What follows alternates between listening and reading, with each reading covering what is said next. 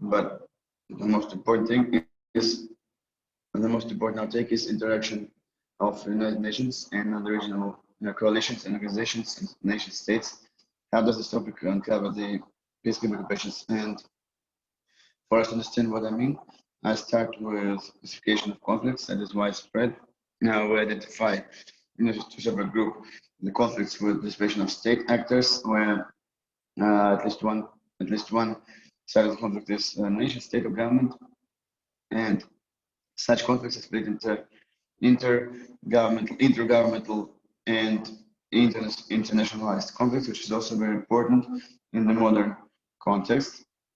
Conflicts can be different, of different intensity. It's also very important to understand the understanding of modern conflicts, and also when we talk about the definitions that we consider about international conflicts and wars, the conflicts that were throughout the year, there was at least 1,000 casualties, and there are other types of conflicts, and I'll just mention a couple of conflicts that without this participation.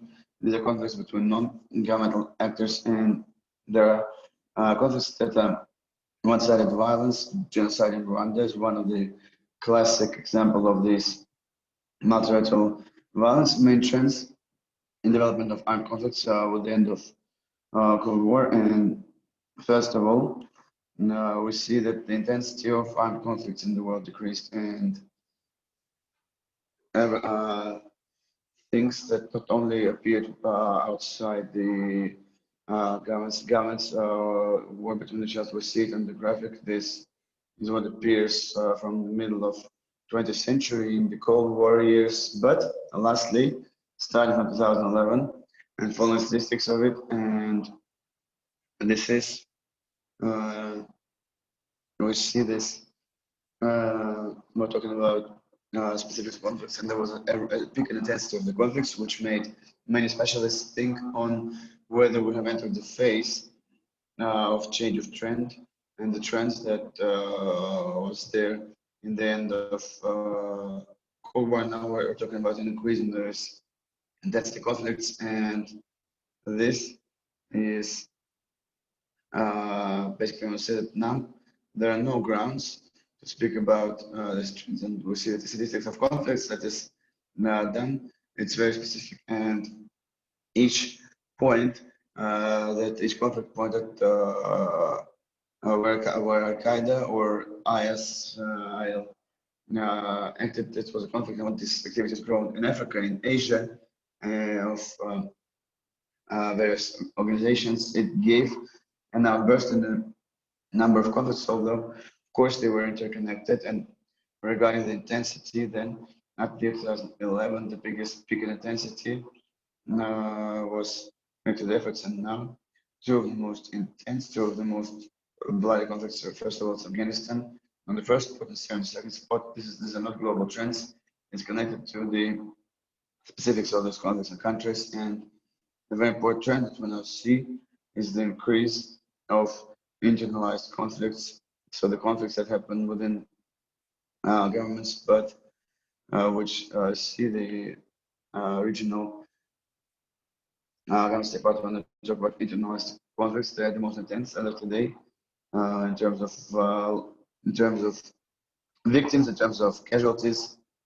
And now some charts for you to be able to see this on the. We have a peak of Cold War. I have short rises in the number of conflicts in the early 90s, Yugoslavia, post-Soviet conflicts, and then it all decreases, and then we see this increase of the number of conflicts over the last several years after 2011.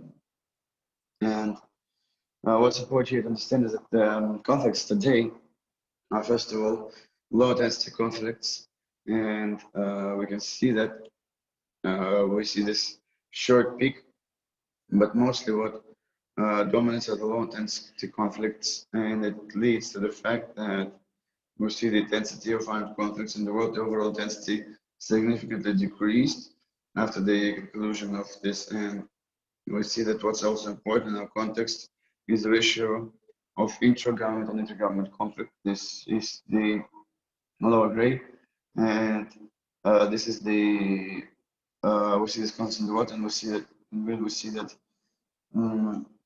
lastly, these are the intra-governmental conflicts, but we'll at the same time see the increase of a number of conflicts that are internalized, and we see that the internalization of this leads to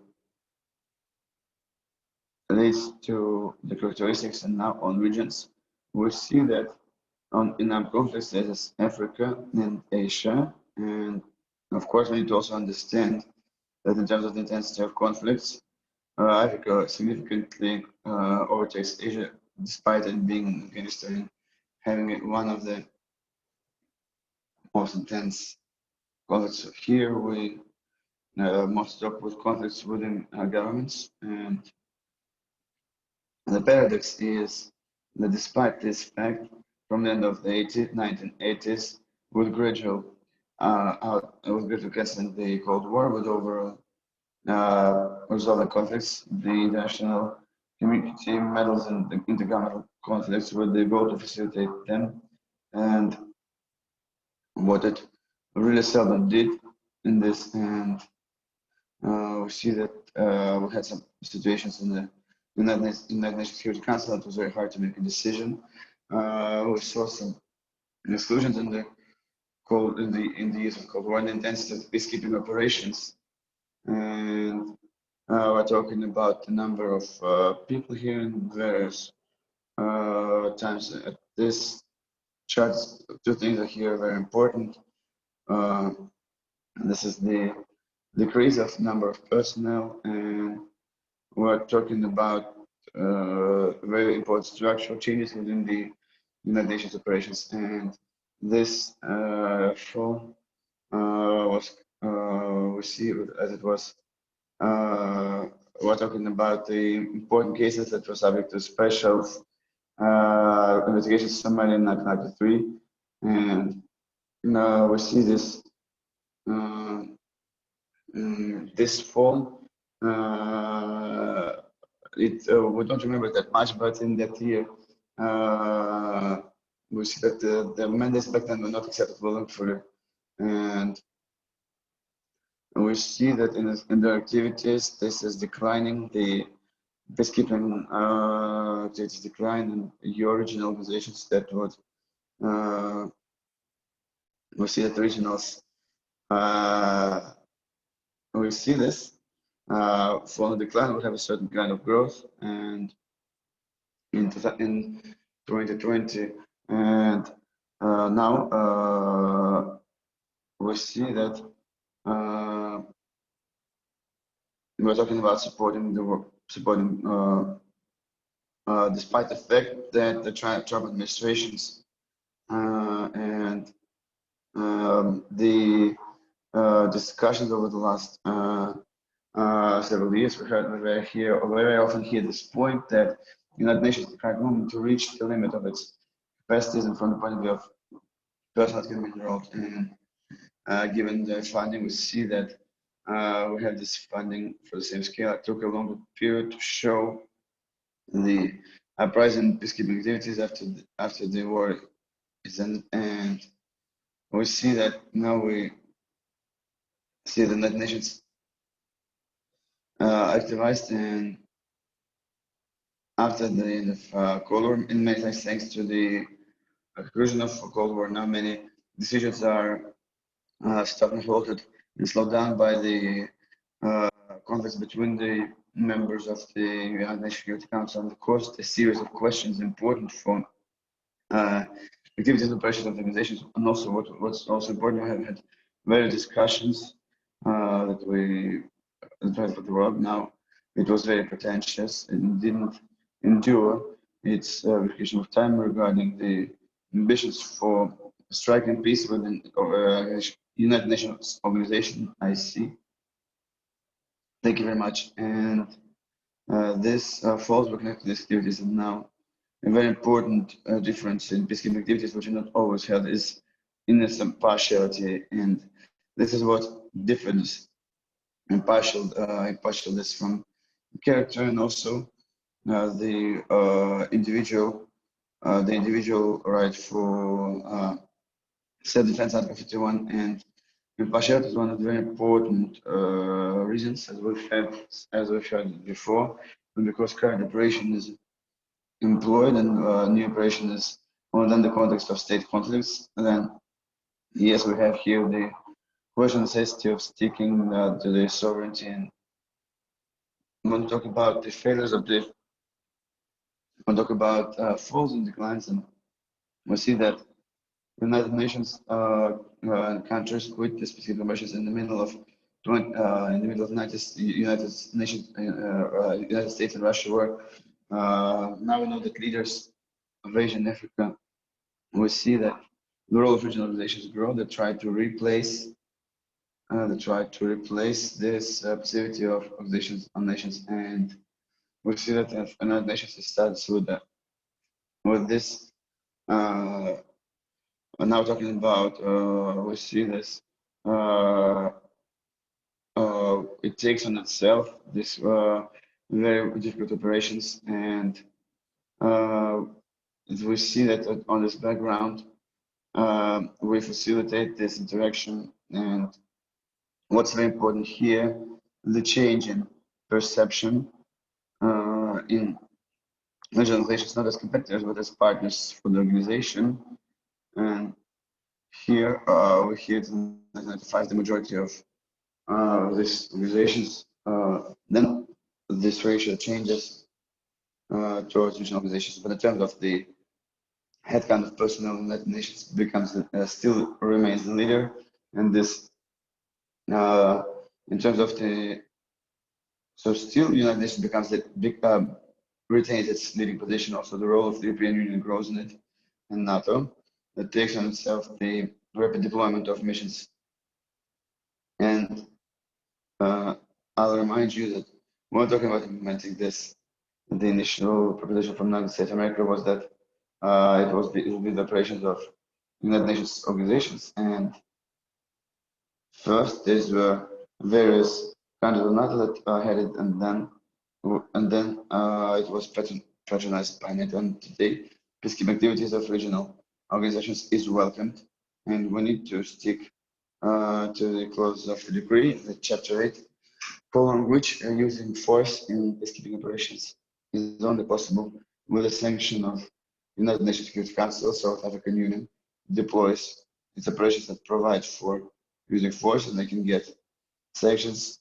It regards European Union, NATO countries, and any organizations. And now we have the various mechanisms of interaction of United Nations for regional organizations. We're talking about institutionalization of partnership in terms of safety and security. We've seen this interaction of African Union. We can also speak about special relations of African Union. Almost 100% they pay to this. And when we talk about facilitation of regional organizations, when we talk about strengthening potential of peacekeeping organizations, and the most important new models of deployment. And we're talking about consequential parallel deployment or deploying mixed missions. We have one of those that's in the process. That's the single one that's in the process of going. I'm wrapping up, and I'm just showing you rules of interaction as of today. We see that we mentioned also various operations, and one of the examples for such is the turn of Indonesia. We see that it's 1999 the mission of United Nations in Timor to carry out polling in transition period without the rule of use this, and we see this operation power, and we're talking about we see this we're talking about new crisis in deployment of forces. And after we do the mission of United Nations, something similar you've seen in Central African Republic at first. The African Union entitled the European Union to carry out military specializations, and we're talking about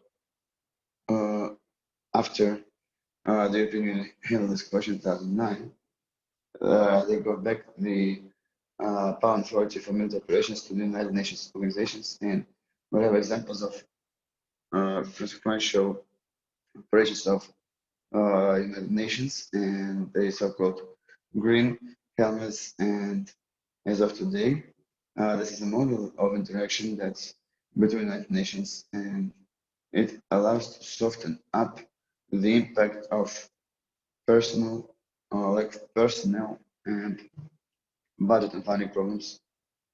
This thank you very much. I hope that we will have questions. Thank you very much, and thank you very much, Andrei Vladimirovich, for your nice presentation. And over the last 25 years, of course, the scale of peacekeeping operations has significantly grown. It's hard to disagree with you because we hear from the increased number of actors for international peacekeeping activities, and of course, it's obvious not only the quality transformation of international peacekeeping, but also the number of dear colleagues. Do we have any questions of it? And do you have any questions? If we have it, and allow me to ask a question: what, from your point of view, are the modern trends on interacting with this and regional partnerships, and they will prevail in interactions in the coming future and coming prospect, and which will be optimal to increase the efficiency of peacekeeping activities? I think that when we talk about hybrid operations, they are very complex, and there will be many questions on them, despite uniting this in one hands of African Union and others. And we see this. We're talking about authorities and a whole series of other questions, but we're talking about independent situations. We're talking about the tasks that we're talking about using force. They're given to outsourced regional organizations. It's African Union, and we're talking about deployment. This existing option, of course, but this one I have complex and difficult situation in the Security Council. We're talking about the request to carry out complex missions, and we're talking about. Thank you very much. Do you have any other questions, dear colleagues? If we don't, then I would like to give the word to Pavel Shimarov, Professor, Dean Specialist from Ministry of Defense of the Russian Federation, with his presentation and speech on conceptual aspects. Please, Pavel Slavich. Yes, my sound is on. Good evening, good morning, and good day to you, dear guest participants, depending on the time where you're at. And personally, for me, thank you very much for the invitation. I'll try to stick in 30-40 minutes.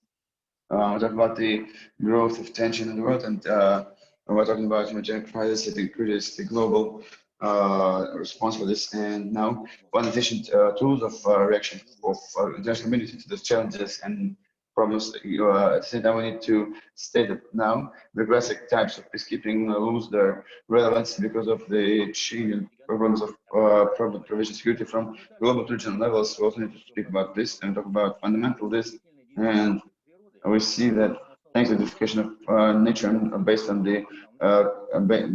its factors. Now we've mentioned United States of America, China, and other Western countries, and given the fact that we sometimes have anti-Russian policy from the Western countries, the Russian peacekeeping gets this features that are ambivalent at the same time. On the one hand, peacekeeping activity is a global military and political tools integrated in the system of providing national interests, and we see this.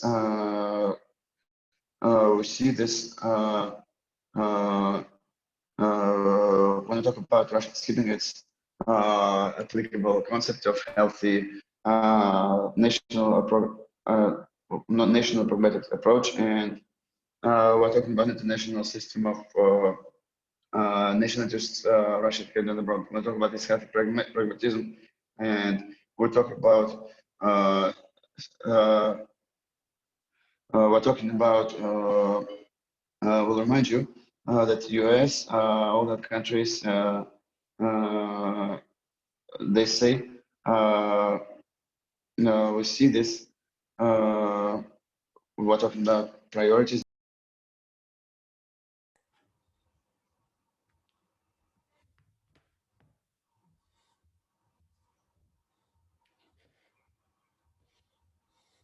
And international practice. Secondly, the establishment of peacekeeping pragmatism is updating the federal demands in the possible peacekeeping operations, a modern content of which should be incorporated more on the purpose and effectively legal managing organization forms of participation of Russia on attractive conditions of peacekeeping practice. Its basis can be the operation of internal state, regional and international levels.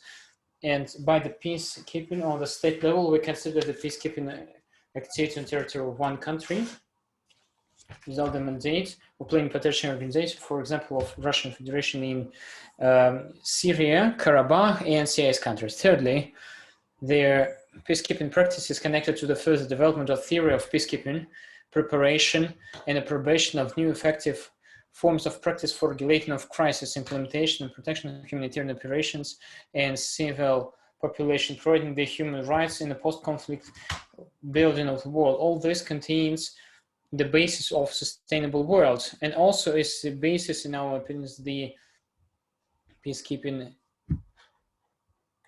activities. There should be fixation of the Russian model of peacekeeping in reason of the national threat and regional stability, in legitimate agreements of the government, the intervention of the conflict in order to terminate the conflict and to bring the civil order in conditions of role of Russia for the purpose of internal stability without the politic issues. We suppose that not effectiveness of international community, the indicated intervene is proven because it serves the interest of regulating conflict. What actually the main purpose is the main example of the peacemaking organization. We can give the Russian policy operation in Syria, which since October 2015 is not against the United Nations rules. It doesn't have any mandate of another regional organization. Secondly, it's maximum strictly to the principles of peacekeeping to provide the termination of the conflict, turning into political regulation and civil order on a regional and interregional level. Thirdly, this operation has expressed peacekeeping, humanistic and humanitarian ideology, which enables to evaluate it not only as a peacemaking but effective humanitarian operation. And the operation in Karabakh also doesn't have the status of peacekeeping operation in the United Nations, though it corresponds to its spirit, purposes, which we mentioned, and tasks. It has the humanitarian direction. About this is testimony the establishing, according to the decree of President in the November of the previous year, this Center of Humanitarian Reaction. Fourthly, the persecution of Rwanda and Cambodia genocide. Cambodia was not remembered today, but its political reason on the international position, the peacekeeping of Russia and also post-Soviet space as the trigger of national peacekeeping and geopolitical reason and geopolitical obstacle for carrying out the genocide, the criminal against humanity, and the ethnical attacks which led to humanitarian disasters in the interest of development of the international influence, and also development of the new important documents in the sphere of United Nations and native peacekeeping, acceptance on the federal level, political decision about significant turning in the Russian presence in the United Nations, argumented result of nomination of the representatives of Russia on the leading positions in the United Nations in providing necessary state support in multipolar world, district civilization and competitiveness of political doctrines and concepts identified on demands of proactive usage of Russia, possible of geometry of network peacekeeping, unifying the peacemakers who have a conflict in the region which correspond to the geographical zone of interest, and we're also supposed to provide all the joint operations on the post-Soviet space, which is also strict and acceptance of the war practices in the United Nations associated with the destruction of the European system of values and egocentric values of West to Russian interests. And by this we also limited time functionality and content of joint peacemaking operations in accordance to our national interests. On the example of the cooperation of Russia with Turkey in Karabakh and Syria, also the priorities and tasks are the extension and inclusion of the peacemaking legislation of this system of measures for civil interaction, where we understand the establishing relations with the bodies of the government, civil structures, local population, national and overnational organizations. So this cooperation, according to our relation, can make a effective influence on the population in providing loyalty and support of peacekeeping activities, increase on the peacemaking initiatives without the financial increase volume. Also, this is a task to carry out the humanitarian operations, and if we look on all the present discussion, the task is the main one for all the modern peacekeeping operation. This is also the conceptualization and position of humanitarian operations as non-political meanings of the soft power of Russia, and humanitarian practices with small expenses can cause significant social, image, political and geopolitical dividends, creating in the world positive attitude to Russia, providing the increase of its international authority and influence, providing the help to Russian and Russian-oriented residents. Humanitarian, and also it is to be present in the crisis region, geopolitical, flexible tool for support of the partners and the colleagues, which defined by the providing of humanitarian service in other country independent of their political belonging and purposes, cannot be supposed to be out of law interference, which is in contradiction to the international law. This is provision of international court. Russia should use this provision actively. The new peacekeeping activities should also identify the interaction with national and non-governmental organizations in the framework of post-crisis reconstitution. Today we spoke about it.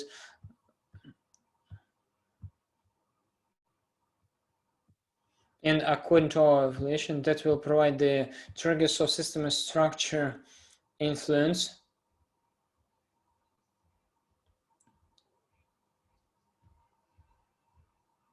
And this is provided by the political active process.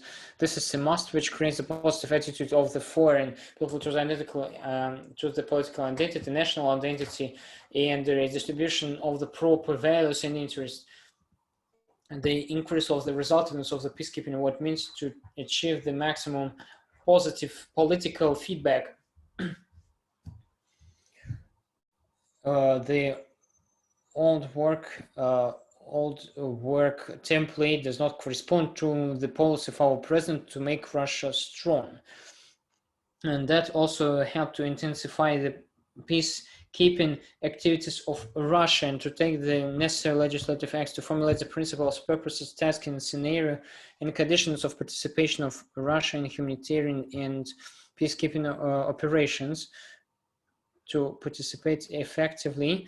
And also the tendency of the difficult political situation, also developing the working through technologies in the peacekeeping of Russia based on principle of system pragmatics, purposes, professionally, and resultiveness. Thank you very much for attention. And I have finished my report, and now I'm ready to answer questions, if any. Special thanks for this structured, very rich and interesting report, dear Pavel. And of course, the peacekeeping activities is very important in the system element of providing the national safety of states. And if you let me as a moderator, I wanted to ask the question. Our speech makers mentioned that it is necessary to accept some doctrine documents which are about the concept of the peacekeeping activity in the Russian Federation. what will be your expert opinion and your assessment of this? Yes, thank you very much for this question. This is like a balm on my heart. I have a doctoral thesis, and my topic was doctoral work dedicated to the national safety of the Russian Federation. And in this frame of 376 pages, I approved the necessity of these activities, which today you mention. In fact, this idea is in our society since the beginning of the 20th.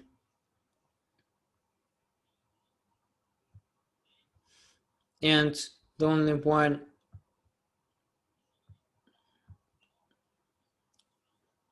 and I was the head of the deputy of the work component at the mission of Kosovo, and my direct head was Brekan, who was general secretary of Organization of Nations. And me as the head of this component, I started to understand that peacekeeping, it was always used, and now it is intensified in the interest. Yes, there were special decisions, even the General Assembly, is that the main players, the main countries, the constant members of the council shouldn't its peacemaking send to, but the life made it as it should be. And today we mentioned United States, and we said that the United Nations, the presence of the USA is less than Russians. We have 72, and the peak was 2011. There were 100 people. Now we have 70 every year, and I think that this number for such a country as us, it's our English friends say, national shame. It shouldn't be. It should be like the great states to send such a small amount of the peacekeepers. China today, which was mentioned, China within the last 20 years increased the amount of the peacekeepers 20 times. And now the 2.5 thousand, they have established a special center of the preparation. And about that, they openly say that we implement our national interest for the peacekeeping activity. And that's right.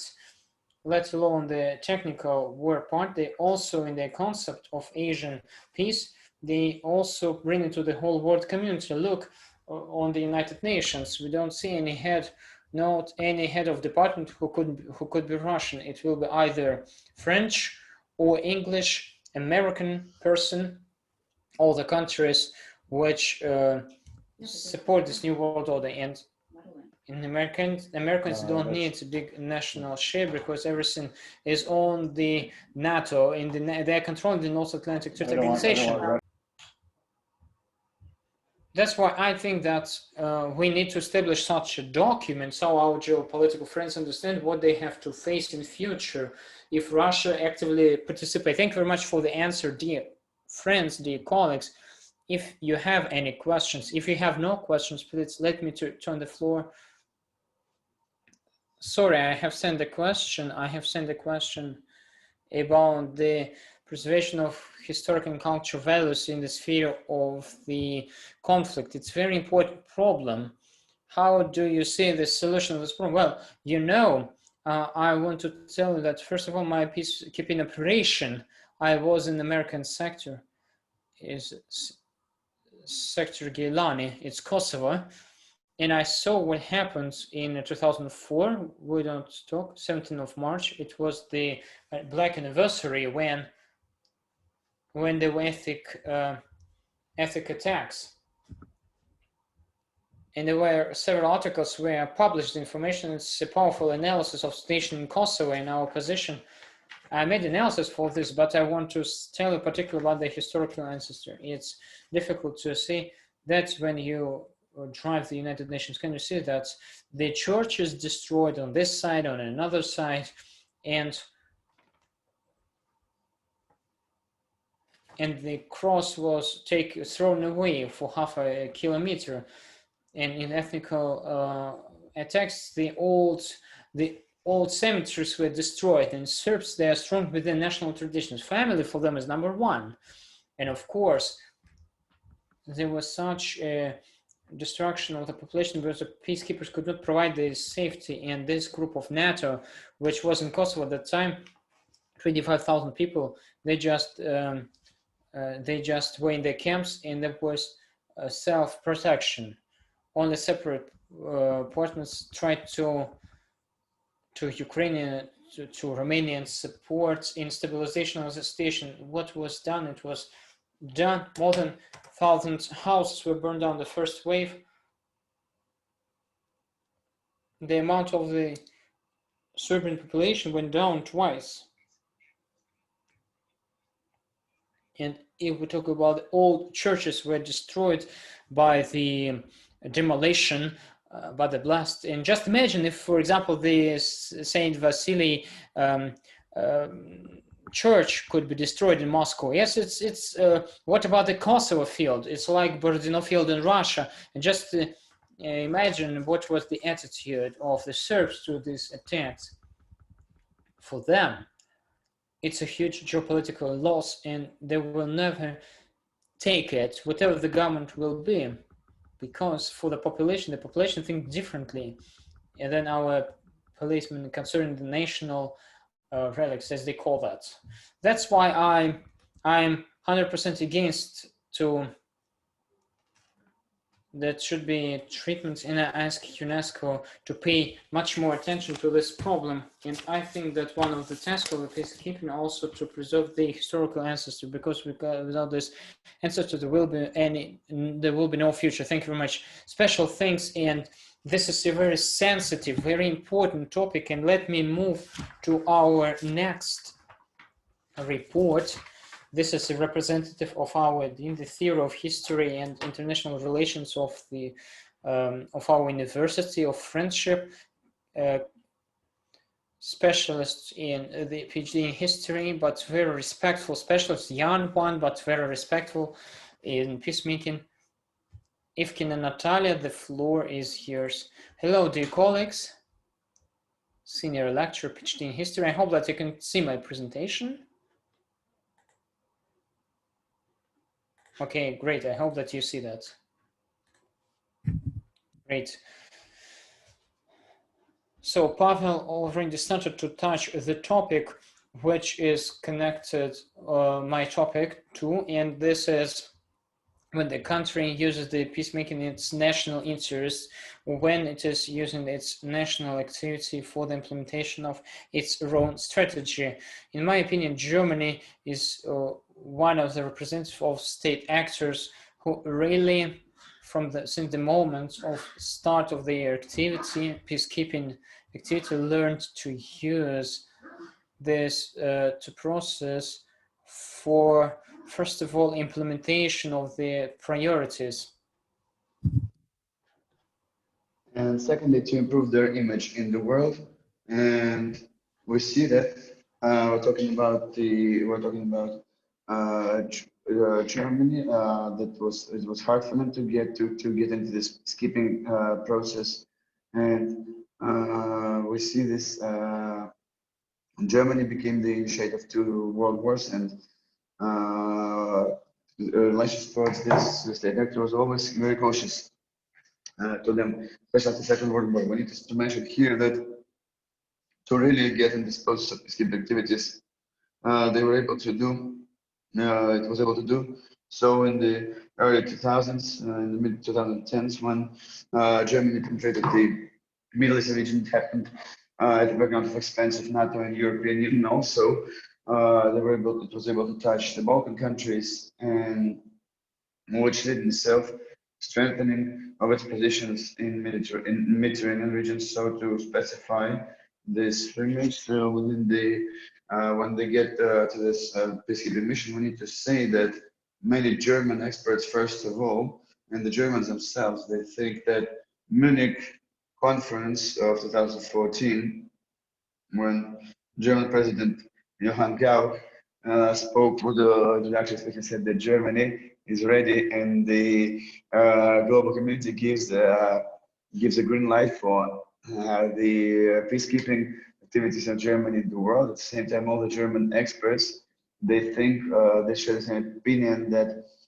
coming up with this peacekeeping of mission of Germany happened within the framework of fight with the status of foreign an enemy state that it got after the Second World War. And the main task here, it's written in many of the documents, it's written in many of the analytical bulletins, that the most important task is not to get in on the peacekeeping activities and to start competing there with countries that give more to this mission, to this process, but on the contrary, to streamline their image in the world and to show the world that Germany is a peacekeeping country, that it wants for the peace to be in the world. We're talking about being able to facilitate, and the second part of it, the second very important part in composition, this is a very long-term process of coming up with the four kinds of the world, an attempt to split the armed forces from forces that they provide to the Northern Alliance, to NATO, within the framework of fighting for creating this. And also for Germany, for example, France is clearly structured, in terms of which forces be sent to blue countries, which goes to NATO, and which forces stay. But so Germany doesn't have this capacities and opportunities, and they have special research that show that at a certain moment they just got lost in the process of splitting armed forces of the country, and they didn't have, within the framework of research of Bundestag, within the Bundeswehr research, they didn't have this clearly structured hierarchy of military and armed forces. And the fourth thing is, of course, the opportunity to use armed forces exclusively for protecting their own territory. And if we take a look at the majority of laws, then up until 1994, we had this on the Ministry of Defense. There is, because the forces were not that numerous, but in the most important law, of 1994, Germany's Supreme Court introduced this change that armed forces can be used not only for this, and we see talking about we see this, it was a reason for worry of all the European countries, Benelux and France, and because Germany, of course, so the Germany would not lose the status. However, it happened in 1994. We had this significant facilitations for Germany, this transition period from 1994 to 2013. There was this transitional period for Germany, and first operation that Germany is a fully fledged participant of mission to part in is the multi-profile mission of stabilization in Mali.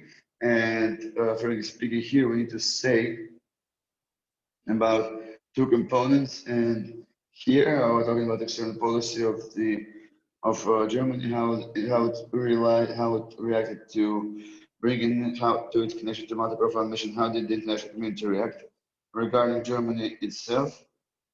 Which is statistic for all subsequent missions that it used to take part in United Nations organizations. Then we'll talk about single approach. There's not a single approach in many of the countries. The Germans don't have such a single approach when they need to participate, when they need to spend money on these missions. Oh, they don't.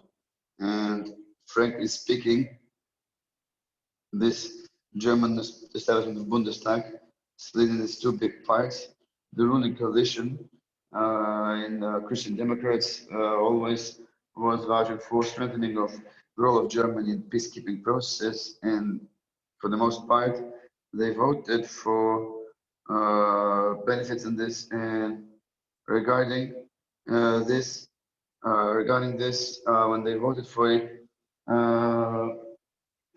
for this coalition, and the regarding this Dilemmы, and we're talking about the green alternative for Germany, and at the same time, the most important part, the most important part that is for those who are against Germany joining these peacekeeping missions, and the non-relevant.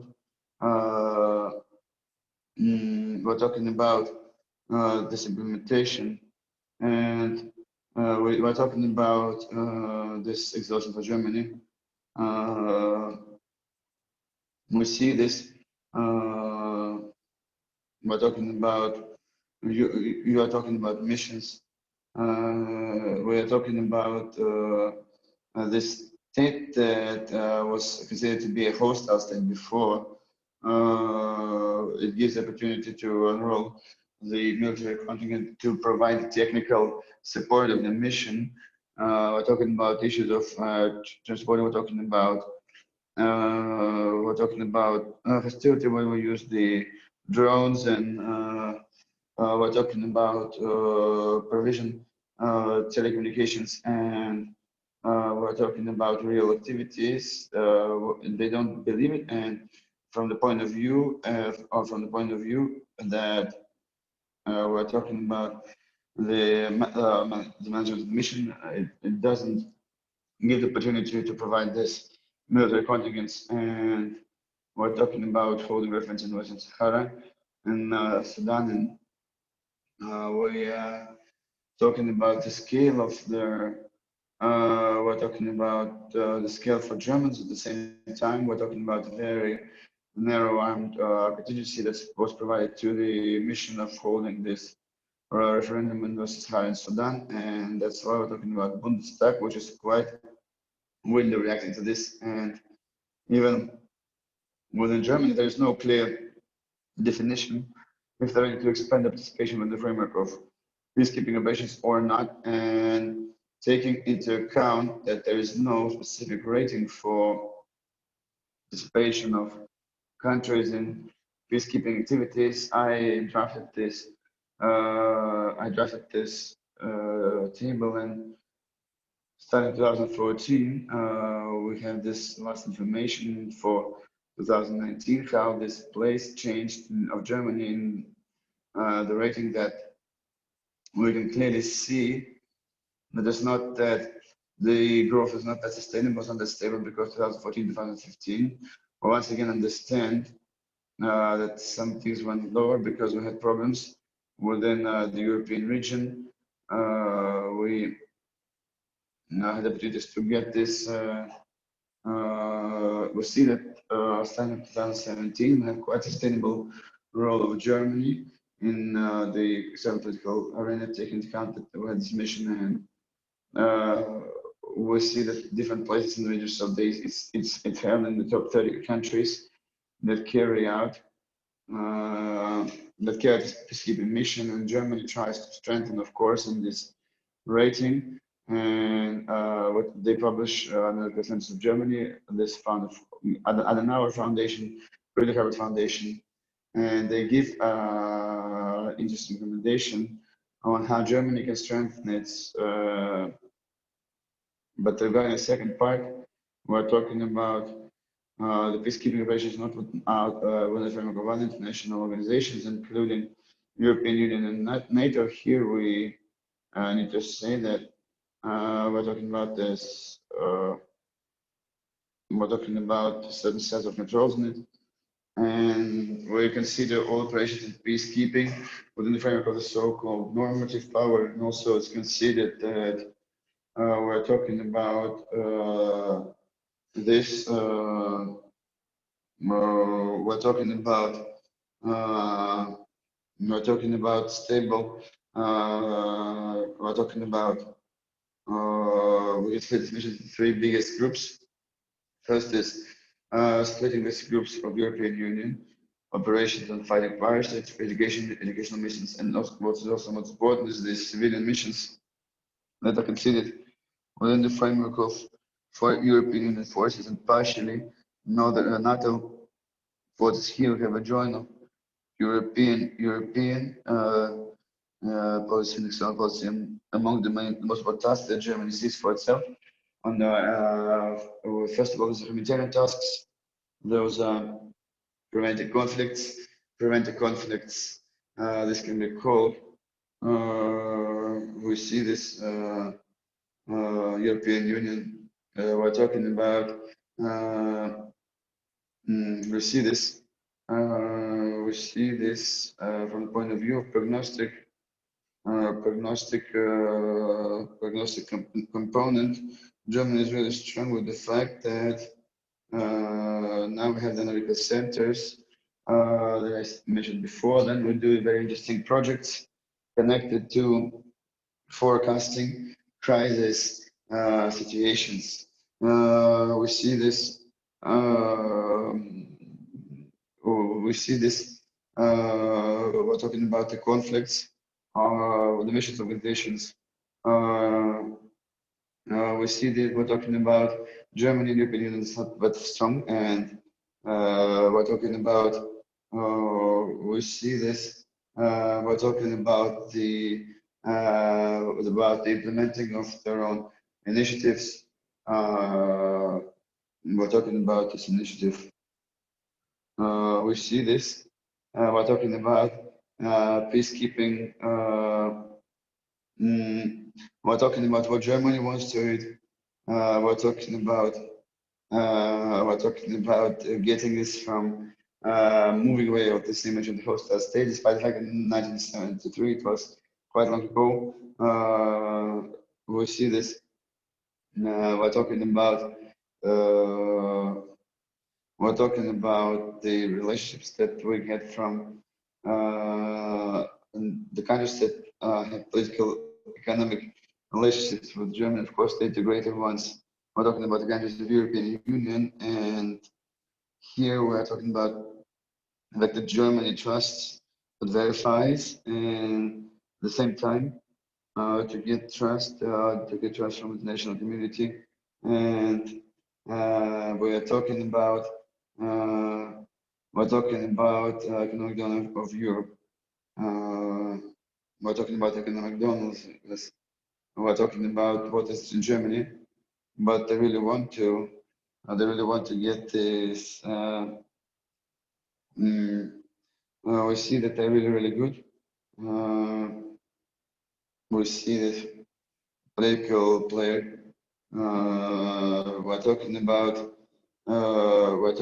technical government of Germany when they would want to demonstrate. We're talking about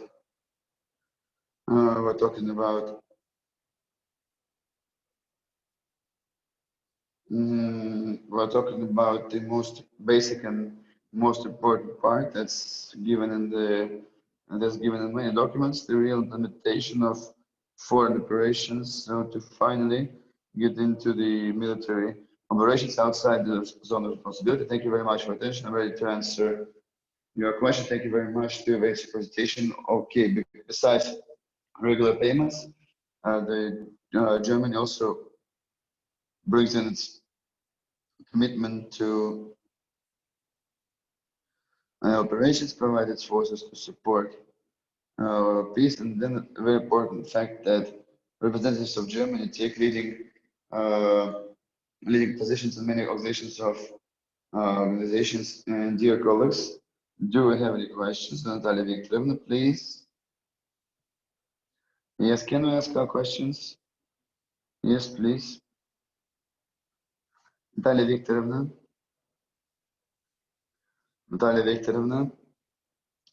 Listen to you with great pleasure, despite the fact that I'll introduce myself initially. And I'm in Almaty now, Professor Gubadur Marashukadovna, University of Al-Farabi, and I've been I had leadership in Bundeswehr for some period of time in the University of Bundeswehr, and it's connected. My scientific and academic activities are connected to the fact we're talking about the missions. I was lucky to. We're talking about the stage of when working the time. We're talking about this of masculinization of Germany itself. Over the last several years, we had this feminization, or we might call it, of this area of activities, and we're talking about maybe you could briefly answer how the face of Bundeswehr changed and how is representativity of Bundeswehr missions and the peacekeeping missions with the latest two ministers, female ministers represented quite a serious, powerful force in European Union, despite the fact that you say that Germany is not believed, that people examine Germany, it might be just some background. On the contrary, they they think about, they trust it, and besides, they were trusted with many operational directions and areas, and this might be the gender aspect of Bundeswehr management. How does the face of military missions change? And we're talking about missions in Germany. Could you answer? Yes. Thank you very much for this question. Indeed, from my subjective opinion, I'm not thinking that I'm number one in this in terms of truthfulness. Thanks for the moment when Germany takes strategic directions to change their perception. I don't feel that it is not trusted, but we still have some warning, some awareness, and this awareness. You know, take a look at the research of francophones. If we read them, we'll be able to see this subjectivity from my point of view related in Germany, and so then also why we're talking about women here. This is a strategic step from my point of view that women, once again, traditionally considered that from the psychological point of view, it's trust them because women, relatives of gentle gender. One of our Spanish speaker in the first session said that if there's an education to these peacekeeping structures, from then the lady can, the woman can consider they will get this spot in favor of men. Regarding when two women come to German armed forces to leading positions, here of course we have some interesting changes that happened starting with 2001, and when women were now we're talking about I will not say for sure, but approximately 25-30,000 of female officers in armed forces. I don't know. Move this to me one of the topic for my presentation at international conferences. We can see and look at what is in Germany with this question. How is it happening? And from my point of view, the situation has indeed changed, and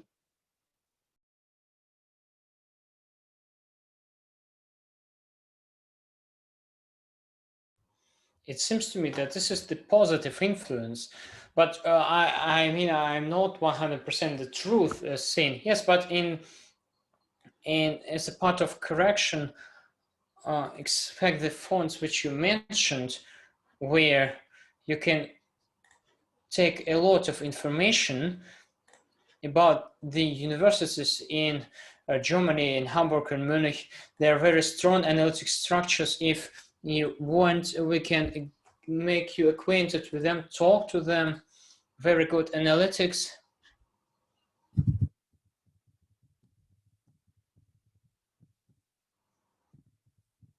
That will be interesting.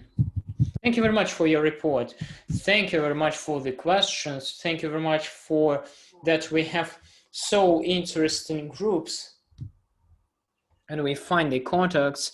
And of course, this is a positive thing that we meet each other on the place which is held by Russian University of Friendship. We unite. The next floor is it's a great pleasure for me to give it to the leading scientific specialist, the head of the Center of Sociological and Politological Studies Institute of Africa of Russian Academy of Science, PhD in political science, Sergey Kostelyanets. Thank you very much. The floor is yours, Sergey.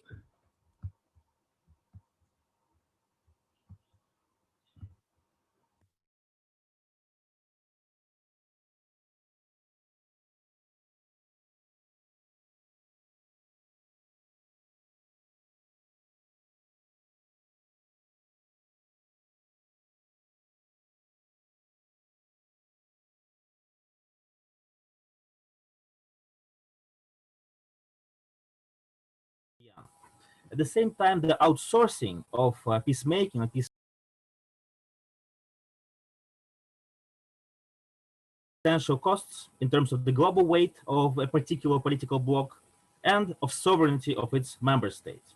This argument has been recognized by the African Union, which has assumed ownership of conflict resolution on the continent, at least on paper in terms of the lip service.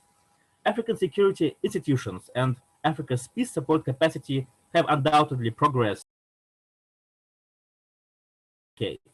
But there remain critical weaknesses and considerable gaps between policy, capacity, and the commitment of the member states.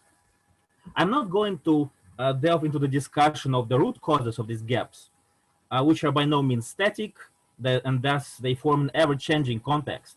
But I shall revisit the model of hybrid or joint peacekeeping missions, in particular the example of UNAMID in Sudan's Darfur, to help us understand and visualize how these gaps impact the viability of conflict resolution, or how they force policymakers to adopt compromise solutions and share ownership of peacekeeping.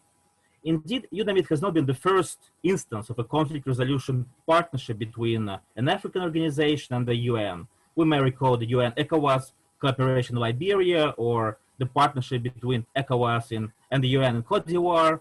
On other occasions, the UN would take over from an African-led operation, as was the case, for example, in Mali. UNAMID in Sudan, however, is a special case, as it has been the first truly integrated mission of the UN and the regional organization. Just a few words about Darfur. The armed conflict in Sudan's Darfur is still considered to be ongoing. According to various estimates, about 400,000 people have died in the course of the conflict, while further 2 to 3 million have become refugees or internally displaced persons. However, the political context has changed drastically over the past 2 years. In October, last year, a peace deal was struck between the government and most of the armed opposition. And against this background, the UN Security Council unanimously adopted Resolution 2559, which ended UNAMID's mandate on 31st December 2020. It's now pertinent to assess the results of the UNAMID mission. And in fact, it would be apposite to evaluate the structure of peacekeeping in Darfur within the framework of the concept of triangular area of tension, which denotes divergence between the ambitions of an international organization, its capacity, and the interests of its member states. And these divergences may be referred to as the 3 gaps, which I have called the capacity gap, agenda gap, and contributions gap.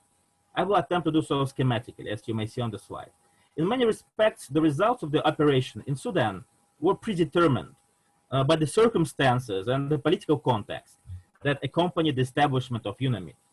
In December 2007, the African Union, United Nations mission, a hybrid operation in Darfur, or that is UNAMID, took over from the African Union mission in Darfur, and that is EMIS, which had been working in the region since 2004. EMIS was assigned the primary task of monitoring compliance with the 2004 ceasefire agreement, and was established in accordance with the 2 key principles of the African Union. The firstly, finding African solutions to African problems, and secondly, the right of the EU to intervene in a member state in the event of war crimes, genocide, and crimes against humanity, upon the approval of a 2/3 majority of member states. These guiding principles enabled the EU to launch EMIS. On the other hand, the establishment of a UN mission in Darfur was impeded by the opposition of Khartoum, which was backed by China and Russia, institutional barriers within the UN that hinder the approval of peacekeeping operations in the absence of a functioning peace agreement or consensus of stakeholders, as well as by the lack of support from most of African states. So thus, the EU, which had the ambition to deliver on its promises of securing the continent, and well, so it seemed at the time, the capacity to intervene, as well as sufficient political support of its member states, was the one to act. By 2005, the number of deployed EMIS peacekeepers reached its peak, 7,000. However, the capacity of the EU to implement the operation proved insufficient. Even though Western countries also provided some funding for the mission, it still lacked human, financial, logistic resources. Certainly, one has to recall that since its inauguration, the EU has been operating with a budget deficit. It made the institutions rely on external donors and for many of its initiatives. So the deficit of experienced commanders, of competent administrators was also apparent. So the scale of the operation, thousands of soldiers spread over the area of Spain, it turned out to be an insurmountable challenge for the EU and for the EMIs. So to make it worse, international financial support for the operation began to dry out as the ineffectiveness of the mission became more visible. So EMIS could neither protect civilians nor protect itself. Thus, we can attribute this ensuing ineffectiveness to the gaps between capacity and the ambitions of the organization, that is the capacity gap, and also between capacity and agenda of member states and other sponsors, that is the contributions gap. In 2006, in view of the above, the UN restarted consultations on the prospect of deploying a UN mission to Sudan, consisting of more than 20,000 military personnel. Khartoum continued to object to an intervention. It used anti-colonial rhetoric and even threatened to start jihad against UN soldiers. Accordingly, a UN peacemaking mission was not viable, as there was no consent of Sudan, but also no unanimity at the UNSC, no endorsement of the EU. The latter was hesitant to hand over the Darfur case to the UN, as this would mean admitting its own failure to find an African solution to an African problem, and hence the agenda gap arose, as the stakeholders could not agree on the mandate. And then a compromise, a hybrid mission of the UN and EU was proposed.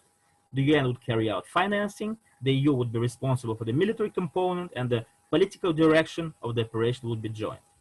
Even the creation of a hybrid mission met with strong resistance from the Sudanese authorities. However, the corresponding UN resolution was adopted unanimously at the UNSC, as Moscow and Beijing no longer opposed the deployment. They were influenced by the EU, by deteriorating security situation in Darfur, and also by mounting international pressure. However, the mission's compromise character was fully reflected in its mandate. While UNAMID was authorized to facilitate the implementation of peace agreements and ceasefires, prevent violence and protect civilians, it was the Sudanese government that was recognized as the main protector of civilians. In addition, all travel of personnel, deliveries of equipment had to go through Sudanese customs, thereby manifesting Sudan's full sovereignty over its rebel region, Darfur. Formally, the principle of African solution was upheld, as military commanders and most of UNAMID troops had to come from African countries. In the course of its deployment, UNAMID faced many of the same hurdles as EMIS. International sponsors had to motivate African countries financially to contribute troops to the mission, which reached its mandate size in 2011, 4 years later. The full deployment allowed to stabilize the situation and decrease the number of attacks on peacekeepers and humanitarian convoys. On the other hand, already in 2012, based on these results, a decision was made to cut the mission's budget and gradually reduce the size of military and political and police contingents. Evaluating the results of UNAMID, it has to be acknowledged that the mission was not able to completely prevent violence or protect villages from destruction or even defend refugee camps from attacks by militias. UNAMID was also unable to ensure unhindered humanitarian access and uninterrupted distribution of humanitarian aid. There are several reasons for these failures. First is the limited mandate of the mission. The establishment of UNAMID was conditioned on the respect for sovereignty of Sudan and its right to protect its population. Part of the arrangement was the absence of a no-fly zone, even though the Sudanese government actively used air force to target rebels and often with large collateral damage. Second reason was the efforts by Sudan to undermine the mission, which included lengthy approval procedures, delays in the allocation of land, restrictions on the movement of peacekeepers, and so on. Simultaneously, the Sudanese authorities would constantly accuse UNAMID peacekeepers of its commanders of ineffective leadership of the operation and the inability to adequately carry out humanitarian functions. Finally, the third reason was the absence of an implementable political solution to the conflict, well, at least until very recently. So the belligerents did not respect the peace agreements and ceasefires. According to its mandate, UNAMID was a peacekeeping operation, but given the continuation of hostilities on the ground, it would have to function as a peacemaking one to implement its mandate, the role for which it did not have the necessary resources or authority. A number of secondary factors should also be noted. For example, the formal equality between the UN and the EU within the framework of UNAMID. In practice, was not such. After all, the UN controlled finances, it was had more experience, so the relationship was asymmetrical. This caused resentment against among EU representatives, and who actually from the very beginning they were more sympathetic toward Khartoum than to the rebels, which in turn led to the internal weakness of UNAMID and often insufficient will on the ground. So there were also tensions within the UNAMID structure. To sum up, all the gaps were still present, but their extent was much more limited. So overall, the deployment of UNAMID helped to deter further political violence, oversaw the implementation of some ceasefire agreements, and made possible the delivery of large quantities of humanitarian aid. So undoubtedly saving hundreds of thousands of lives. All in all, UNAMID as a pioneering model of hybrid peacekeeping offered a more robust balance and a triangular area of tension, namely between the organization's ambitions, its peacekeeping capacity, and its member states' agendas. So then AMIS did, or UN mission in Sudan could have done. The case of UNAMID again unearthed the two weakest points of these two organizations, namely capacity constraints of the EU and the need of political consensus at the UN. Despite the aforementioned weaknesses and failures of the mission, which made it only relatively successful, it's safe to assume that UNAMID was an appropriate model, as it managed to a certain extent to bridge all the gaps. The participation in UNAMID has proven to be an invaluable practical peacekeeping experience for the EU, which functioned on a more or less equal footing with the international community.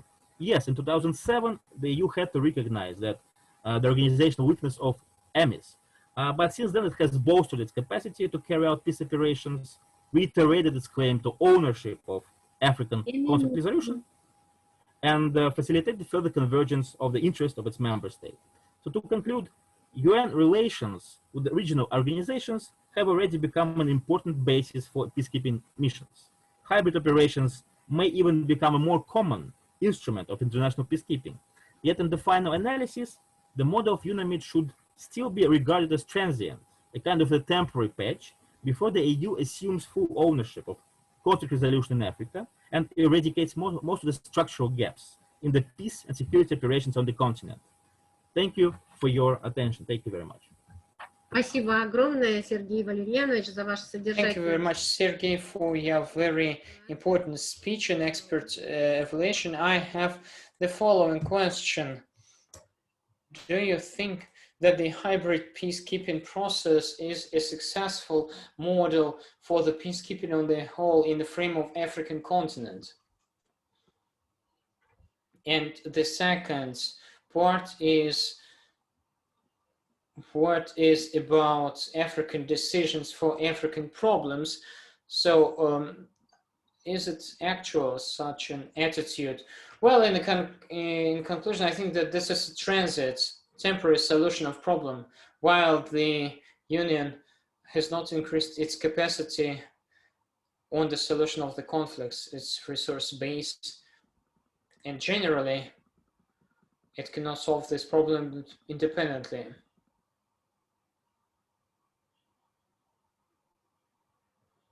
In a perspective, I suppose that will be fully substituted by African meanings and mechanisms. Well, I have a question in chat from Walter. It is about the question about, could you give examples of usage of forces, armed forces in carrying out UNAMID missions? This is the first question, and I think there is one more question too, but we'll stop on this. So, Sergey, can you see this question? Defend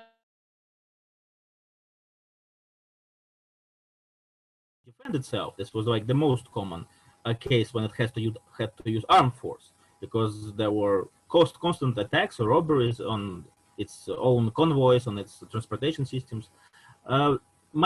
Unfortunately, the defense of villages and so on, it was a more rare case, because given the size of the territory and so on, it's just attackers would usually avoid detection and would just so peacekeepers would not be really willing to would not have so many opportunities to fight, like in that case. But for defense, for self-defense, of course. But I'm sorry, no comments about the helicopters. I really not sure about that so much. I'm sorry. Thank you for the question. Спасибо большое. Thank you very much. And there is one more question from Katie Coleman. Denise, can you help? Because I don't see this question. Sorry, I just have my hand up. Katie, please, floor is yours. Please ask your question. Thank you very much. And thank you for the presentation. I really enjoyed it.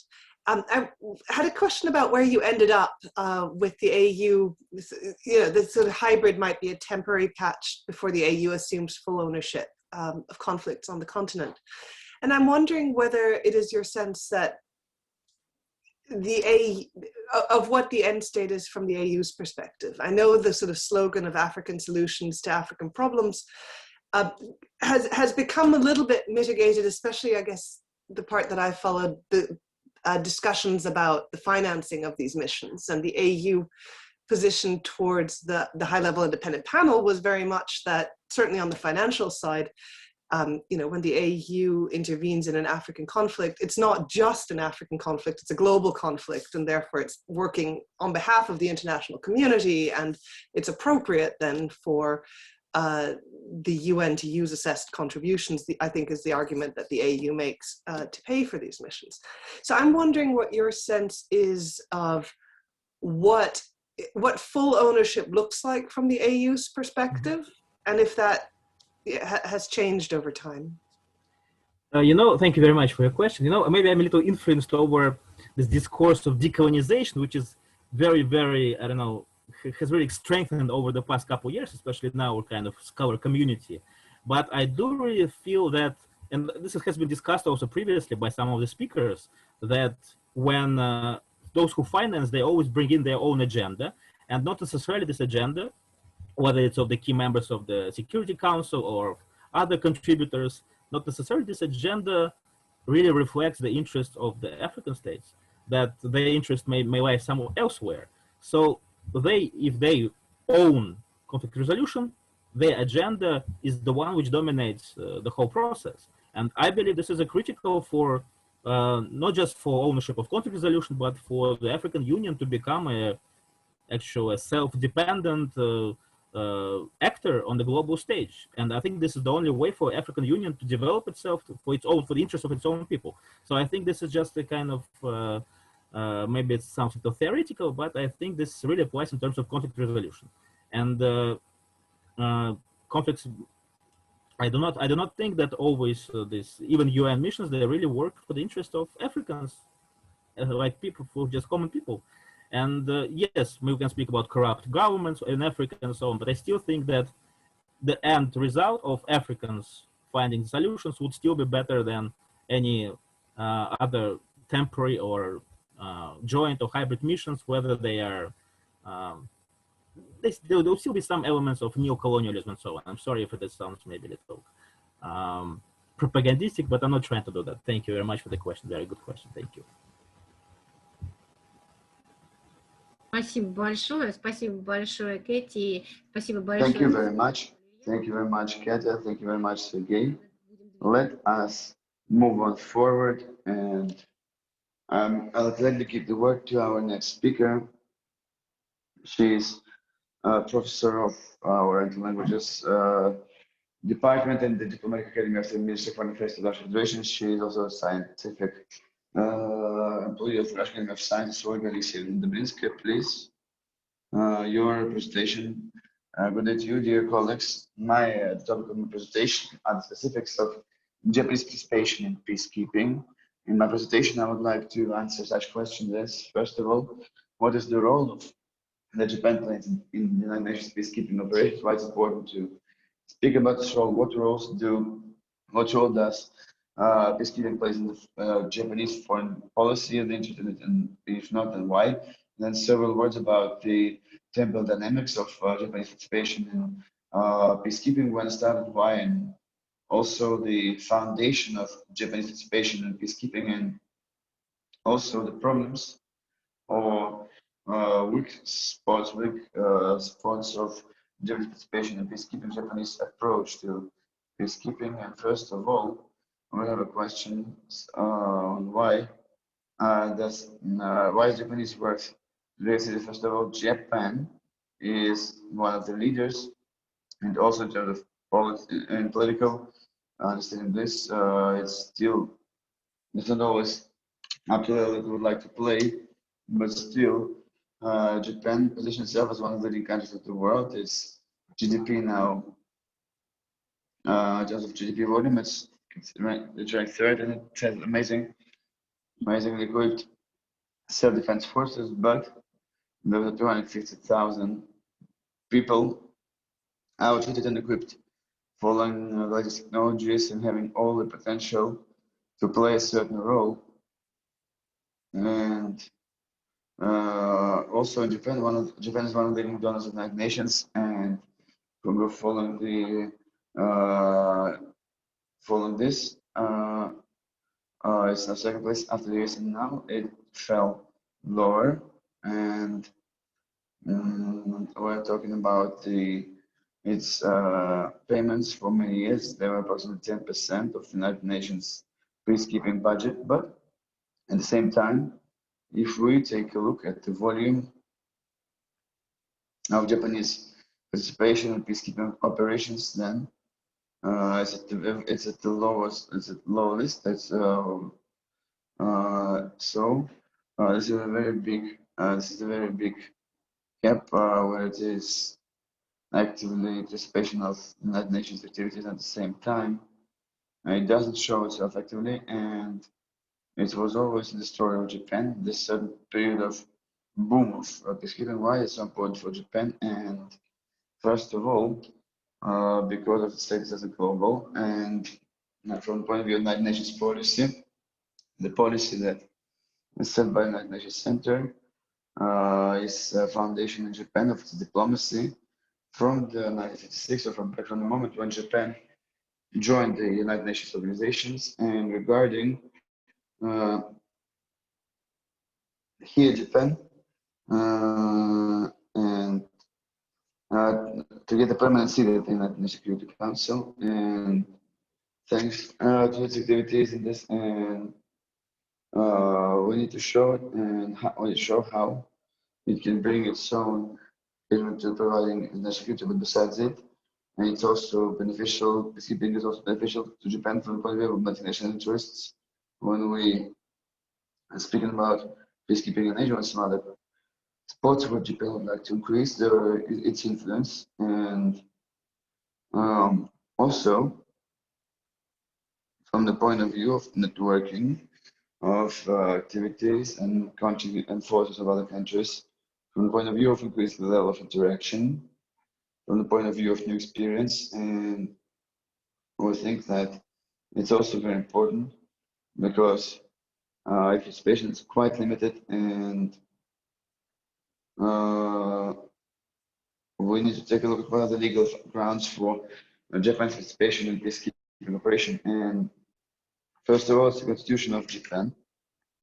The Japanese Constitution is unique because it has Article 9, and following this Article 9, Japan refuses using forces and as means of solving international disputes, and also it refuses from having military potential. For many years, the Japanese establishment has justified its participation that Article 9 does allow for to do so, but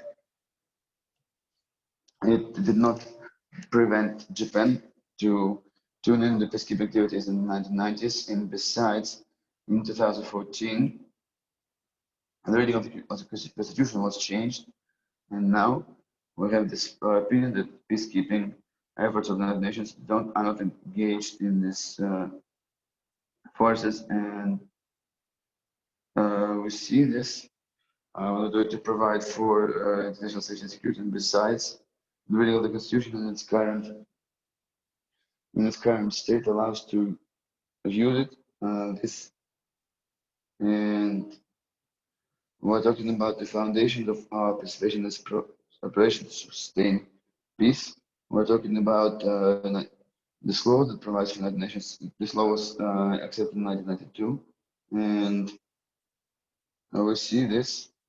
It was connected, and it is the base on which Japanese things is. We're talking about the fact that we need to use self-security forces.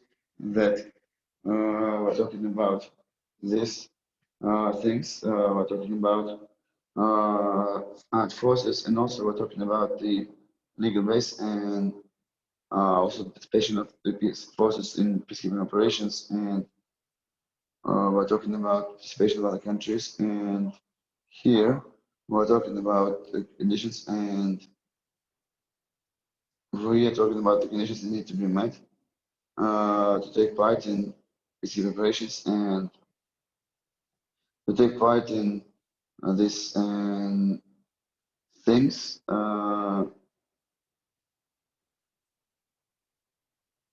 We're talking about conditions that have to be met in the armed forces, and also we're talking about limits for using the Japanese specifics that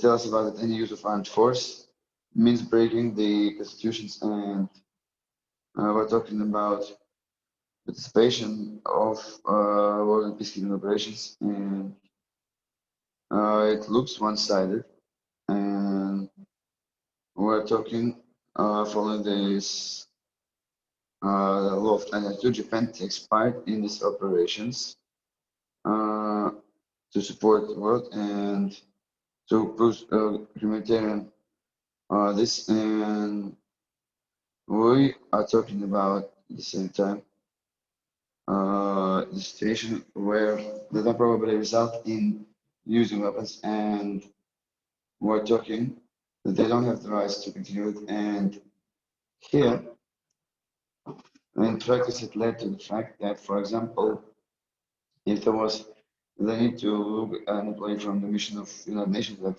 is based in Rwanda, Japanese self-defense forces didn't take part in the overall efforts because it could lead to the probability of use of arms, and they would be able to have a situation where other forces protecting self-defense forces could not protect other forces because they have these constitutional limitations and the changes that I was speaking about, and we're talking about how can we do it, and we're talking about limitations for these operations that Japanese can take part in, and also we limit the use of weapons, and we also can say that we're talking about this revolution approach, that we're talking about this rule to use weapons for defending foreign United Nations strategies, and it wasn't able. You could do it before that they could only protect themselves, and then sometime after they changed the introduced, they could also protect entities that were under their guidance and protection, and this progress could protect other armed forces, and we are talking about the self-defense forces, the military forces per se, the civil policemen and civil entities. And in Japan took part in 27 missions, and it amounts to 30.1 people, and this is the person of self-defense forces and employees of police officers. It happened to be that in World War, Japanese refused to take part in peacekeeping operations, but there were some requests coming with the fact that it was not beneficial for it, and there were no steps made in the situation. And in the year 1980s and the end of 1980s, we had this understanding that we need to expand international participation and expand the international role, and there were some movements in it, and we're talking about this participation support, and also in the 1990s, we have this peacekeeping boom that was connected to the first line entity force that states about this, and the fact that the acceptance of this law is on the Japanese side that did not support it, and despite the fact that despite the Persian Gulf, Japan, so many representatives of the coalition invited it, and as usual they refused it, and we see that we're talking about this Japanese establishment, and this is a trauma or a shock, and we're talking about this external influence, and we're talking about representative establishment that talking about this, and we're talking about this participation in we're talking about this, and then we had another trend where we see this. We're talking about wider approach, and we're talking about such areas as post-conflict return, and we're talking about providing safety in this area where the areas where military engagement is not needed. They can use the traditional mechanism of providing help in sustainability, and we're talking about civil things, and we're talking about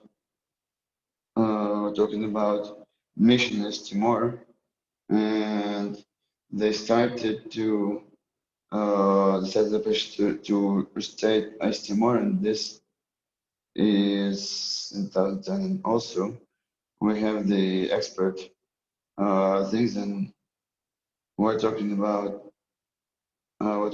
Japanese that joins the commission, and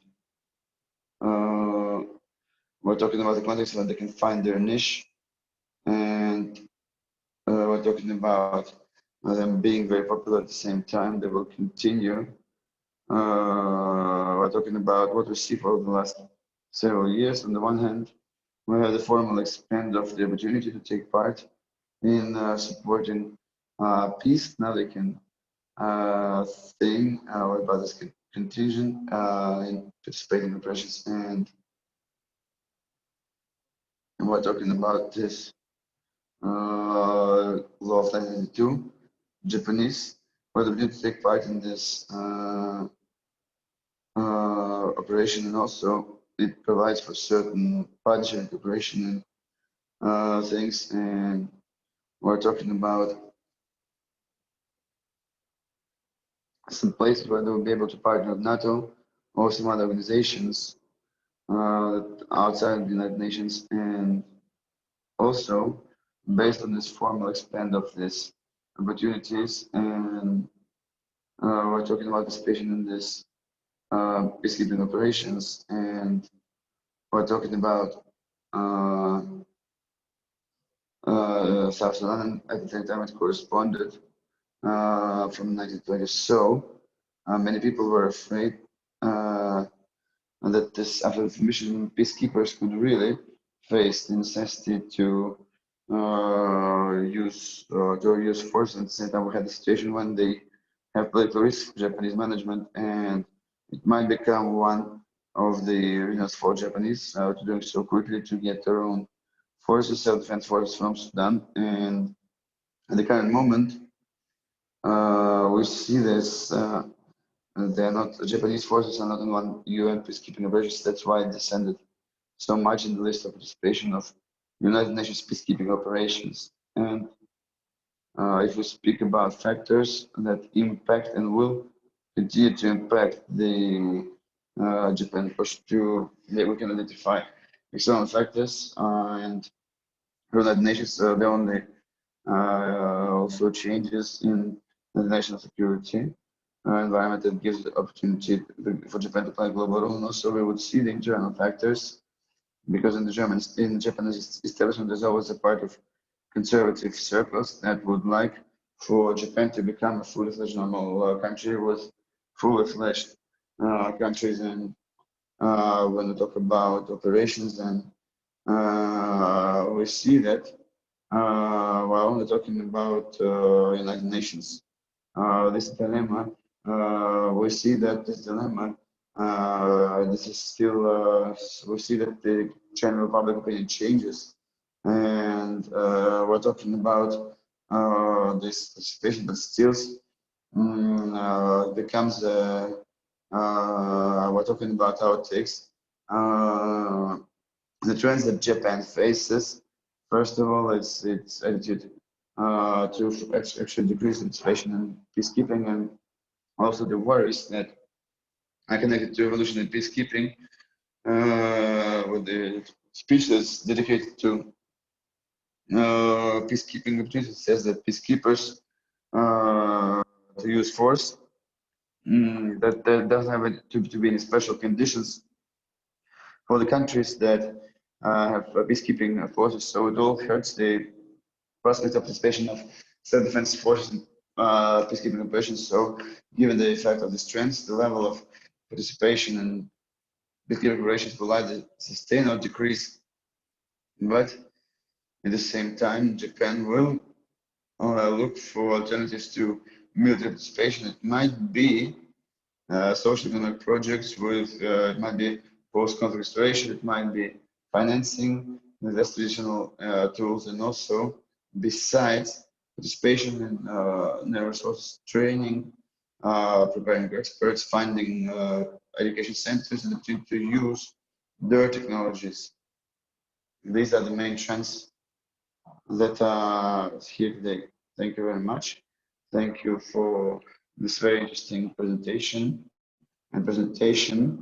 dear colleagues. If we have any questions, do we have any questions to Olga? If we don't have any questions, I would then like to clarify with you the following thing. Can you please tell us from your point of view, what are the changes in laws of Japan connected with, and why did it happen in 2015? And why is it only connected to only one operation that they took part in? And they showed that subsequently there is a decline.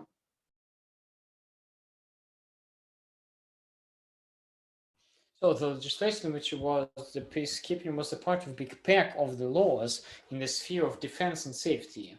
And this is first. And secondly, that was one of the initiatives of the Prime Minister Shinzo Abe, who should have retired recently. And he is in the enlargement of the Japan war role and international role generally.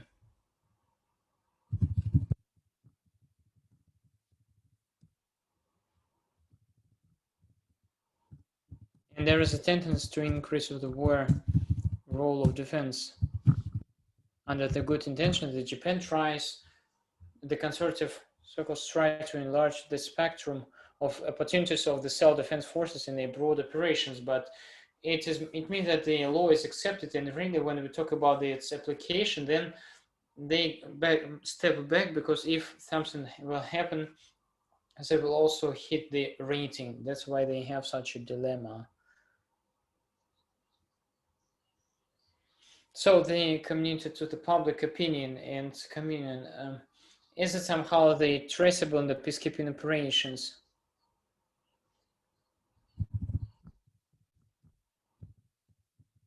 And I had the students from Japan when the Arab Spring started, and maybe you remember the case when the Japans wanted to go and to trace the events on the East,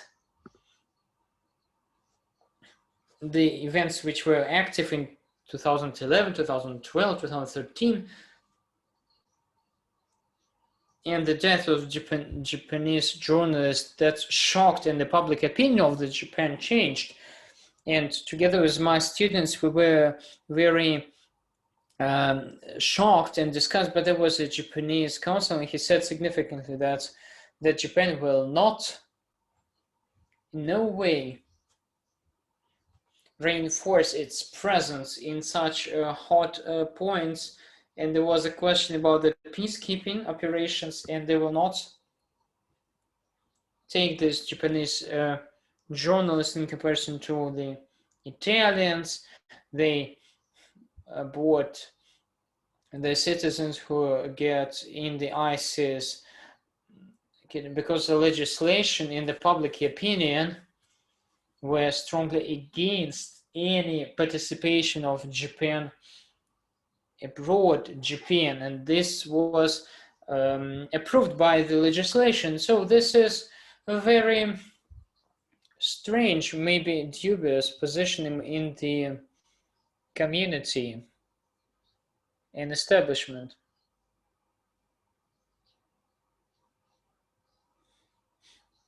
And there 7 years already, then Japan tries somehow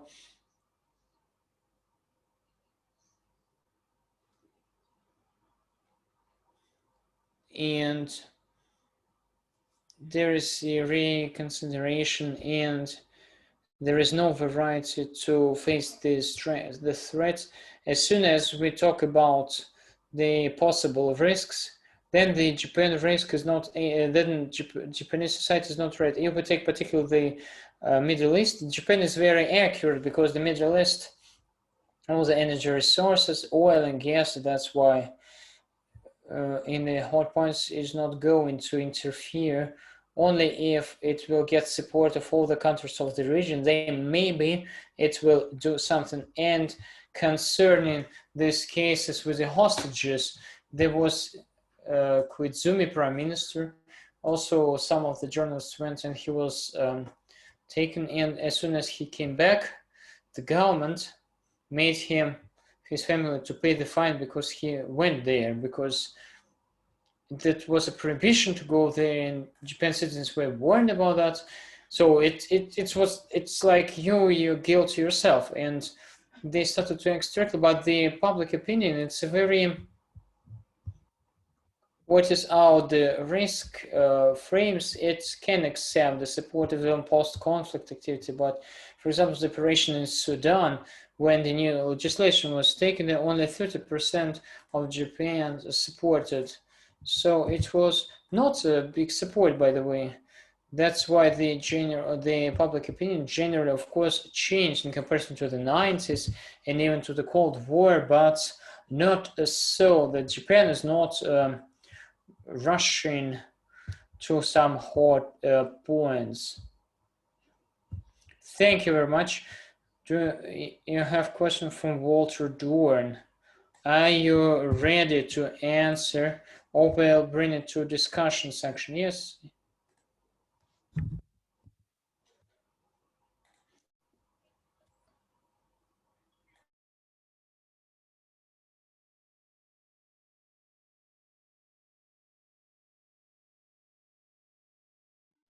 Its people, and any casualties on Japanese side will deal a blow to Japanese leaders. So I think that Japan will rather focus on peace building and conflict prevention or post-conflict reconstruction. But as far as peacekeeping is concerned, Japan will look for other ways to compensate lack of self-defense forces participation in peacekeeping. It would rather focus on financing or education or probably some logistical or transport missions. Спасибо большое. Давайте продолжим и перейдем к выступлению Okay, let's move to the next representative of our department. This is the doctor of historical science, Alla Borsova, our well-known specialist of Latin America, specialist of Brazil. So the floor is yours. Thank you very much, Svetlana. Let us start with Brazil. Brazil's contribution to the improvement of peacekeeping mechanisms and operations. Well, I hope that you can see the presentation. Yes, we can see. Great. I just wanted to say that Brazil had several attitudes to the peacekeeping operations. not maybe successful starts, Brazil actively started to work in the Organization of United Nations since the very first day of its establishment in 1948. It started in peacekeeping operations. It was the first experience with the Middle East, not typical for Brazil interest region, but Brazil in 1948 offered its understanding of solution of the question between Israel and Palestine. For this resolution voted most of the countries, Arab continent. That's why Brazil actually interfered in the solution of this conflict, sending its peacekeepers. What is the basis of this Brazil desire to participate? Well, first of all, it based on the international principles, regulation of the conflict, attraction of mediators, arbitrage. So try not to make the conflict as a hot point. And that was typical for its external policy in Latin America in the 30s and 90s, in the 40s, and that is also moved to its policy inside the peacekeeping initiatives. It constantly told about the protection of the population.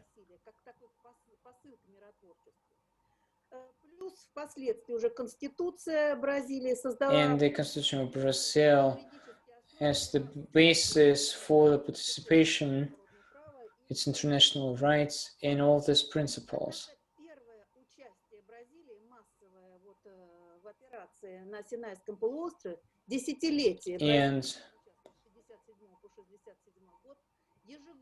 And every 600 people, Brazilians, were sent there.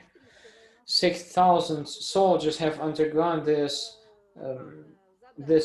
experience. The task was to establish the line of peace in the Gaza sector in order to prevent the president of Egypt or Israel war troopers. In this operation, it was unsuccessful for Brazil. 6-day war started in Brazil. Squad got under the fire and it suffered great human losses. That's why Brazil started to put the question about the war contingent on the United Nations, chief not only in the service but the protection of the peacekeepers. And Brazil started actively to talk about the transbordering of the General Assembly of the United Nations and impose the question about the more clear definition of the mandate of the mission and the plan of regulation of the conflict. The answers were not received by Brazil, more clear principles and rules of peacekeeping. Brazil also did not manage to achieve. That's why in 1968 it should terminate its peacekeeping activities, mainly connected to the issue that in Brazil there was junta. It's 1967. It's a period when Brazil finished all its experience with the peacekeeping. But 20 years later, Brazil comes back to it. It's mainly connected to the democracy, to the Constitution of 1988, where the efforts to the peace and the protection of peace were highlighted, with acceptance of several strategies of national safety, and the White Book of Defense, where it was mentioned about the necessity to enlarge the presence of the country in the peacekeeping operations. The second moment which caused Brazil in the 90s actively to run the peacekeeping is the Cold War and bipolar defense.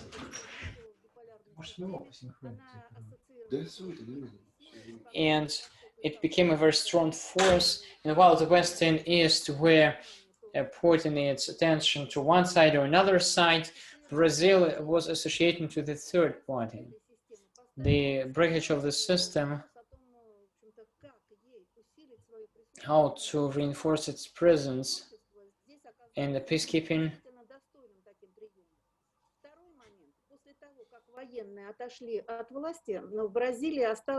In Brazil, that and Brazil makes an influence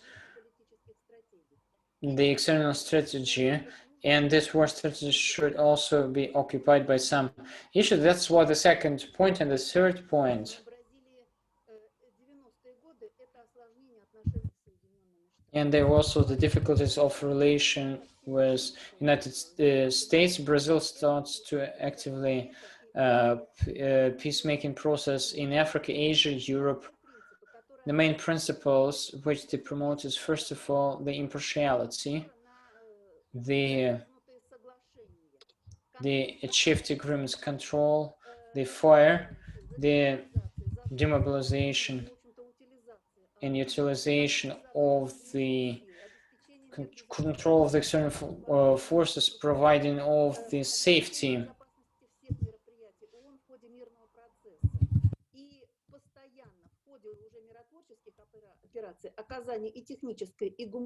And carrying out the humanitarian support to the conflict parties.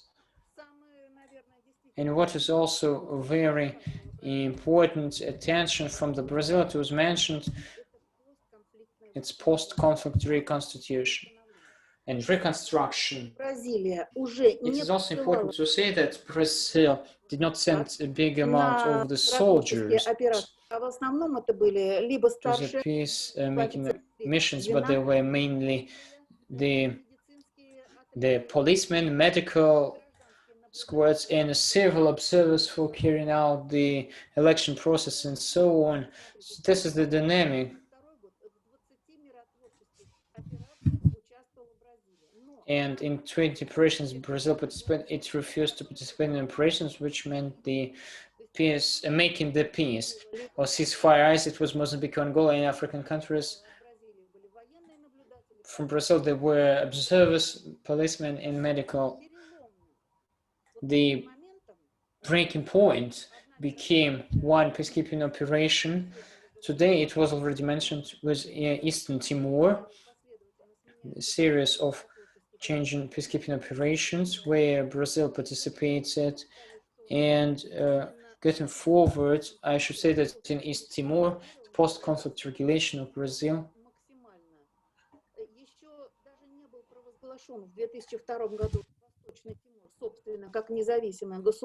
it was not even announced as an independent country. In Brazil, delegation was sent where they were discussed and agreed all the measures for reconstruction of Eastern Timor. And only one moment, it is important, before the announcement of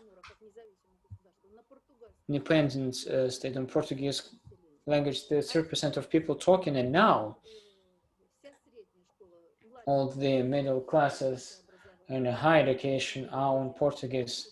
All the system of the national education administrative management on the Portuguese language, and they established all the armies on Portuguese language. So the Portuguese language became the state one. And history of the Eastern Timor, which is also prepared by Brazil. So Brazil expressed in a full capacity, and the second operation, serious one, where Brazil actually considered its mission as a new stage of peacekeeping, is its Gaiti operation. One important moment is that before the year 2024, this operation was announced. Brazil tried the Latin American conflicts to solve to the Organization of American Countries in Gaiti. It's with United Nations and Brazil.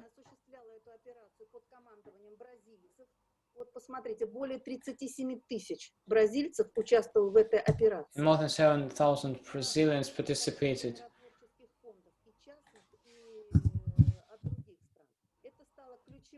And that became the key moment, and the interaction of the Navy forces, Army, material, technical support personnel, very high level of knowledge in Brazil, and established partnership in Rio de Janeiro, non-governmental organization, Viva Rio, which specialized in guerrilla,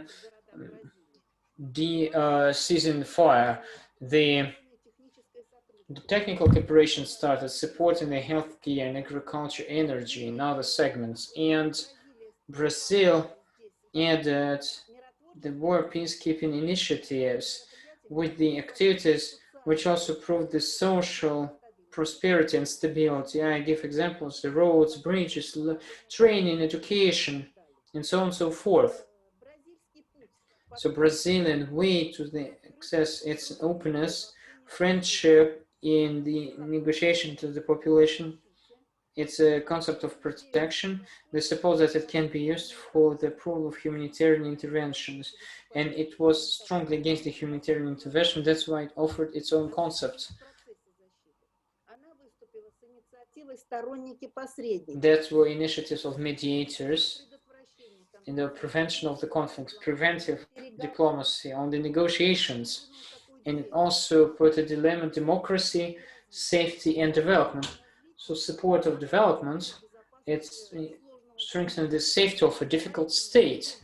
That's why you must use the arbitrage, good sources, in order to get the peaceful agreement. There was the Peaceful Center for Operation for Support of the Peace. In 2010, it became the Center for Peace, making operations or preparation of the policemen and civil. And then also the women squad is trained there, and a huge humanitarian part of the Brazilian activity. There is a general coordination of the humanitarian interaction struggling against the famine. There is also a working group on carrying out the humanitarian support. And these are the data about humanitarian service, which is carried out by Brazil. For this, it was built up a special airport in order to maximum fast bring the humanitarian support. In Brazil, brought back the debt for the United Nations organizations, and actually they are one of the serious in the peacekeeping organization.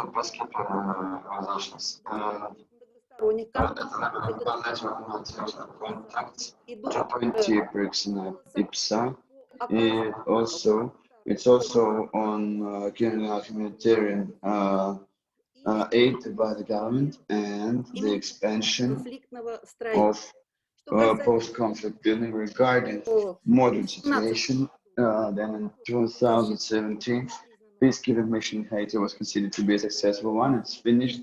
However, Brazil takes an active watch on carrying out,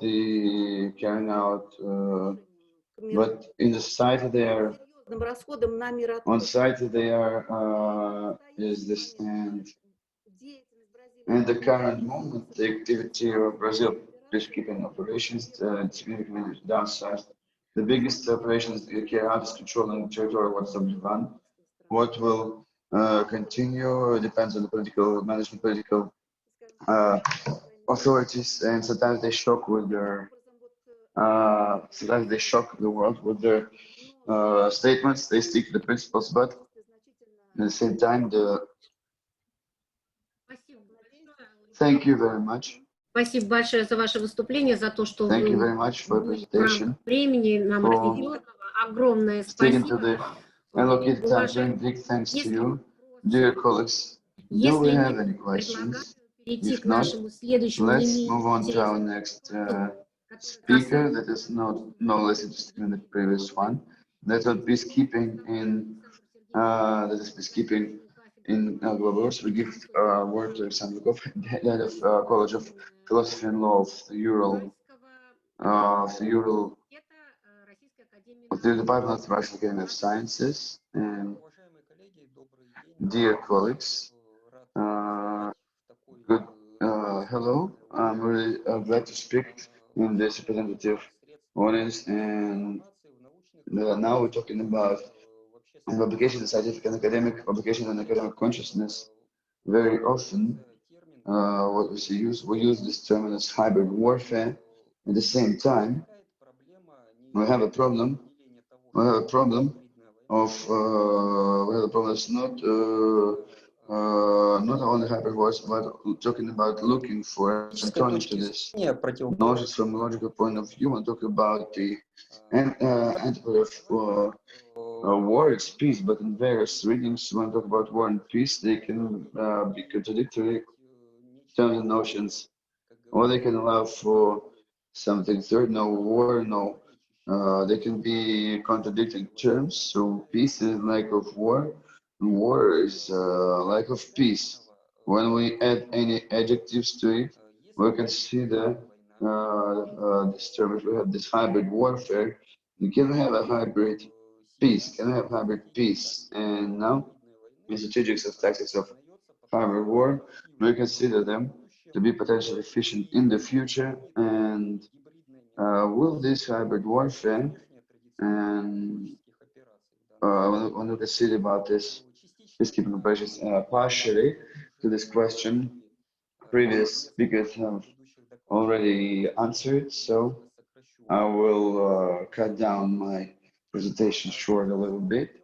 First of all, I would like to share the term of hybrid warfare in scientific literature. We have lots of definitions, and if we will sum them up, and then we talk about this notion that can be described as composition of using regular and irregular armed forces and means of holding out military warfare in one battle theater that could be added or replaced by various obvious and not so obvious hostile activities such as diversion, sabotage, attacks, propaganda, economic sanctions, information war, and others. At the same time, what is principal significance here?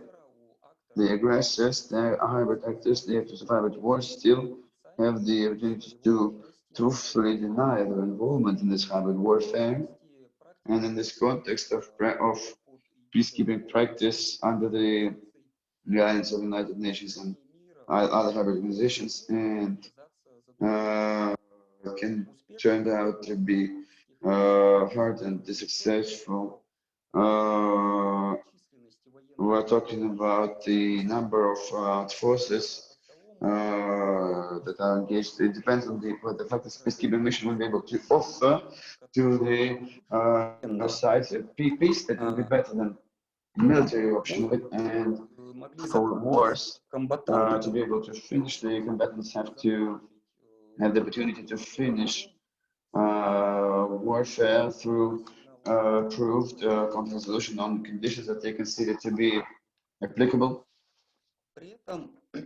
At the same time, when we consider the intergovernmental and intergovernmental conflict that we will be able to identify as facts of hybrid warfare, the acting actors who associate with this warfare, they might not be true actors of this war, and it can happen in case when military actions are done on the third country territory, and if we have this proxy war, and we see this when we use this in private organizations. We're talking about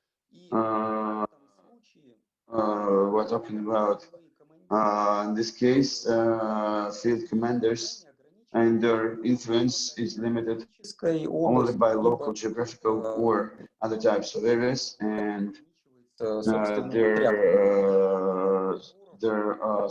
that's why when we want to talk about split from university, we're talking about counterproductive approach. And in any case, when we speak about the international community, that's when I start addressing this field commanders and war leaders, and when they consider them an equal part in peacekeeping process. So overall, we have the situation when we have an elevation of regular band leaders to the level of subjects of international relations and international policies.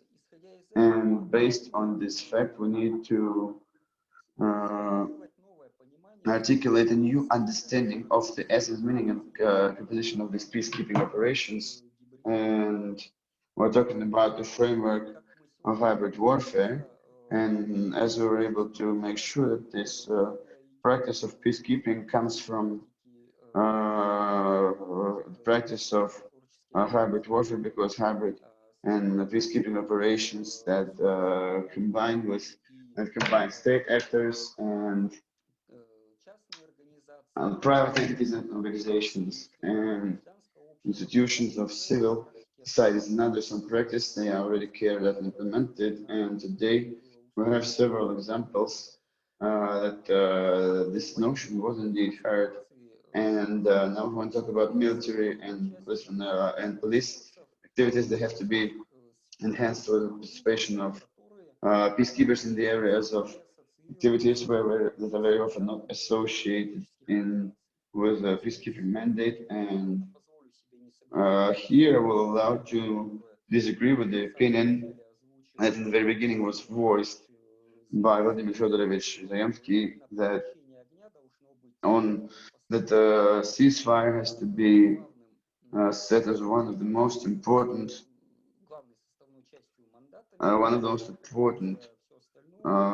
mandate in the peacekeeping operations. Everything else regarding prevention of violence, and it seems to me the combat and warfare against peaceful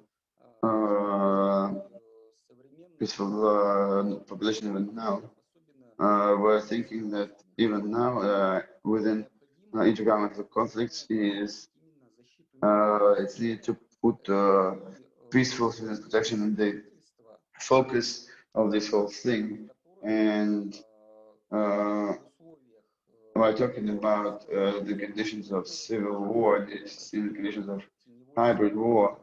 The shadow sector starts to flourish, shadow economy, crimes, and we want to talk about the peacekeeping iterations that needs to be planned this way so that we could quickly negate such negative outbreaks of war. And besides, very often, in terms of political stability of the situation, we put support of the institution of democracy, and we're talking about the political parties, and we're talking about the democratic institutions of civil society that were not developed. They're developed from the outside to install such structures, and we're talking about similar, and we're talking about more constructive approach where we're talking about the support of political institutions and societies that maybe from the Western or Russian point of view are not considered to be fully democratic and reflect certain historical succession that in this case, we see this, it will be for democratic buildings, and we're talking about very often that these participants of civil conflict adapt to. We're talking about these things that they said to this operation, and they quickly learn to imitate democracy, imitate civil institutions in various goals to get funding and financing, and also to solve economical and financial interests. So I'm coming to the conclusion. Always we need to really take into account the historical context of culture and religion, and etc., etc. So in this country, where they plan to do this peacekeeping operations, so we're talking about this. We see this what they voiced in. I'll save time, so I'll stop on this. Thank you very much. Big thanks to you. Big thanks to you, Alexander Sergeyevich, head of the Department of Philosophy of the Institute of Philosophy and Law of the Europe Department of Russian and Sciences, with this very interesting topic. Thank you very much for finding the time for, and allow me to give the word to our next speaker, which is very important speaker, Sergey Stepanovich Novikov, and professor of state theory of Vladimir Legal Institute, professor of foreign law and external economy of and his presentation is on peacekeeping activities of constant members of the United Nations Security Council. And good day to you. Thank you very much for the opportunity provided.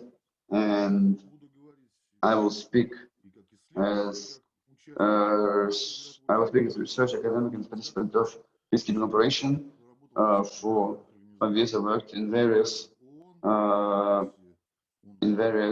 peacekeeping missions, in Ukraine missions in Croatia, in Bosnia, and USC mission was in Slovenia. So I'll speak from the point of view of my experience, and this concept takes from conduct theory, and we're talking about, it's also in Hegel's works. It's on the topic of Department of Social Studies and War Studies Faculty of Harvard University, and also as a separate relation that was created, and it was tied to holding the first peacekeeping operation in Middle East. Questions of United Nations peacekeeping operations almost were never there, and we started the activities from 1973 as a constant member of this. They started to send their contingents from 1990s, and in the Soviet period, special attention I would like to note at the works of Alexander Ivanovich Nikitin, and from Nizhny Novgorod, Irina Yulia Gushko, and of course Vladimir Fedorovich Zayevsky, who spoke earlier today, and of course big thanks to Anatoly Ivanovich Isank and Mr. Gergiev, who continue with the operations despite the fact that despite age. And I will speak about the directors of peacekeeping operations. Every day they are working with this problem.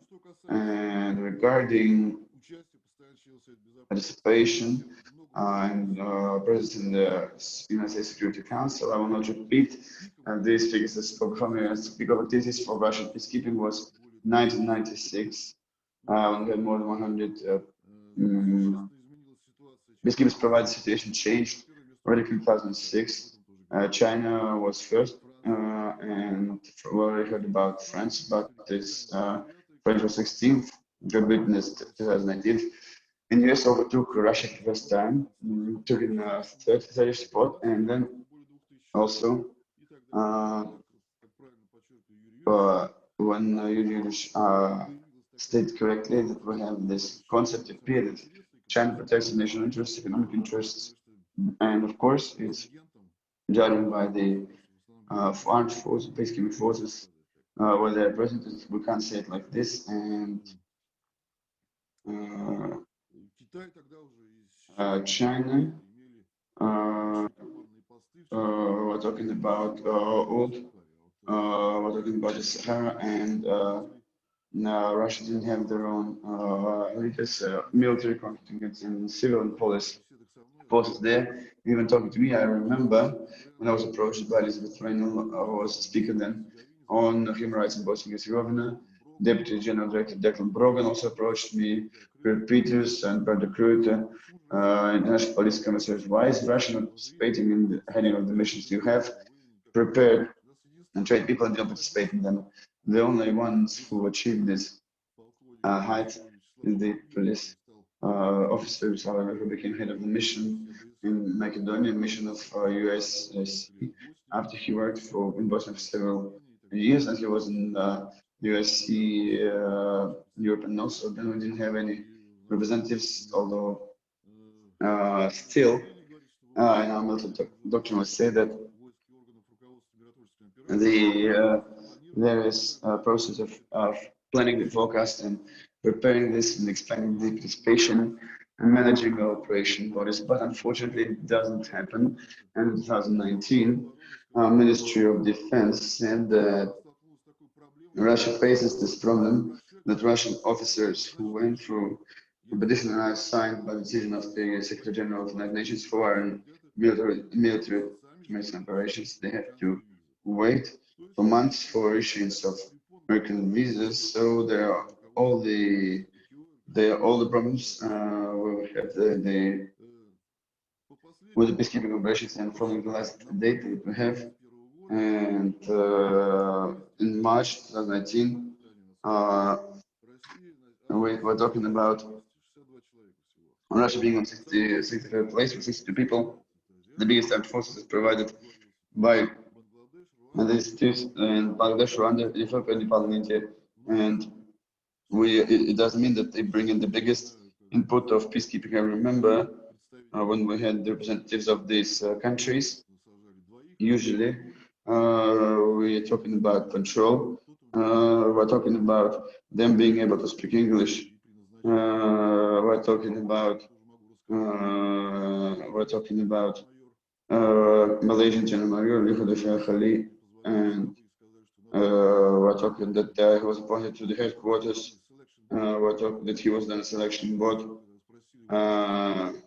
What is the background? He was asked, he said his young son looked that was behind them, and the level of preparation of African things they bring in the massive importance of this. We're talking that over the last years, the Russian Federation refused the secretary request to send their forces to the system of reserve truces to participate in specific peacekeeping operations. And as our officials say, for example, Alexander Kovenko, who was in his own time back, now he's director of the Academy of Foreign Affairs. He used to be Deputy Minister of Foreign Affairs, representative of the chair and head of the committee of Council Federation on Security. He said that the biggest reason is funding. At the same time, we see that funding there is not that bad. It's compensated $1,428 USD per one uniform employee a month. They also reinstate the cost. They compensate. So it's not the cost of an operation. And although the budget or the peacekeeping budget is significantly increased, and for the year 2021, it's $6,580 million USD, which amounts to only 0.5% from the military expenses. And of course, we said earlier that within 10 biggest states, the United States of America amount to almost 20%. China is in second place, 15.5%. Russia is only at 0,04%. Ну, участие, конечно, достаточно... So the participation is quite dangerous. And mostly died from France, 114 people. In Bosnia and Herzegovina, they died 34 people. The French and the local Sarajevo, and there is different positions, Serbs, Muslims, and they were on a cross link between the organizations. 52 people died in Sarajevo and in neighbor places. 51 people died, 23 of them in East Slavonia, where our contingent since 1992. Still a very interesting moment that they were standing near city Klis. The head of this mission was American General Jean-Paul Klein. General, in the protection of this American general were our Russian soldiers, not Americans, but Russians. This also talks a lot about the trust to Russian soldiers was very high, very high.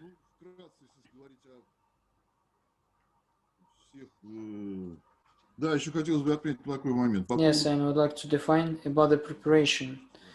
The preparation in the country, in different countries in Russia, it was mentioned that in Solzhenitsyn, the war policemen prepared for the observers on the courses in Domodedovo, in Institute of Qualification. There is established regional departments of preparation of policemen from African Asia mainly, And I think that the most significant is Canada. It's an institution named after Nestor Pearson, and 5 minutes left, sorry.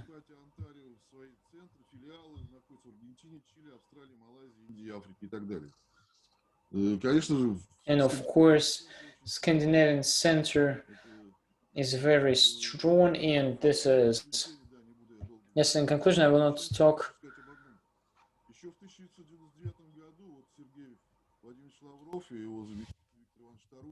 And Lavrov and Tarusin prepared the concept of the peacekeeping.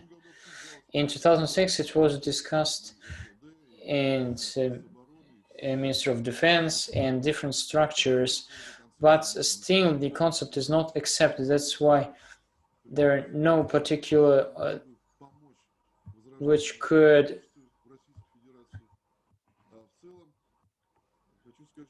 and I should say that this is a prestige of the country, and I saw that how the attitude changed when in 1992 we joined the sanctions against the Serbs, and after that, when we came back, and we were called the brothers.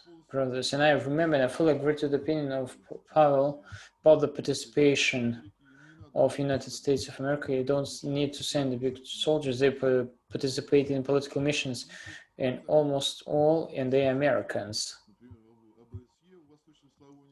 In Eastern Slavonia, Bernard Perse. He was the first deputy, though. There was Igor Sherbok. The diplomacy was a big stage, but he didn't play a role as Americans in Bosnia, in Kosovo, in other places where there is political aspect of any mission. Thank you very much for attention. Thank you very much for your speech, and I offer to continue and to turn the floor to our next is Sergei, who is the president of the Russian Academy of Science, candidate of science and interaction of the United Nations and regional communities. Hello, dear colleagues, and my report is dedicated to the interaction of the United Nations and religion. And initially, I will say about conceptual interaction of religious communities in the United Nations, then what are the purposes, and then I will list the main projects and facilities and frames of which they run the interaction of United Nations and religious communities. So the community, when we talk about the interreligion relation or dialogue, this terminology is called dialogue. It's important to clarify what is it, because the purpose of the dialogue can be totally different or significantly different within the centuries. In set of framework religions, Christianity, Judaism, and Islamic religions, there were paramic dialogue. It's expressed in disputes and arguments. Participants of paramic dialogue tried to demonstrate the benefit of its religious to win in dispute and to bring the person from another belief to their own belief. Since the end of the matter, more attention was sent to so-called cognitive interreligious dialogue. It is dedicated to the study of representatives and ideas of other religion and compared to its own. Of course, it can be touched different problems. After the Second World War, and especially since 1970s, actively is developing the peacekeeping interreligious dialogue. And this is also an inevitability of interaction of believers of different religions in a global civilization, the actual and update of the establishment of the harmonic relations.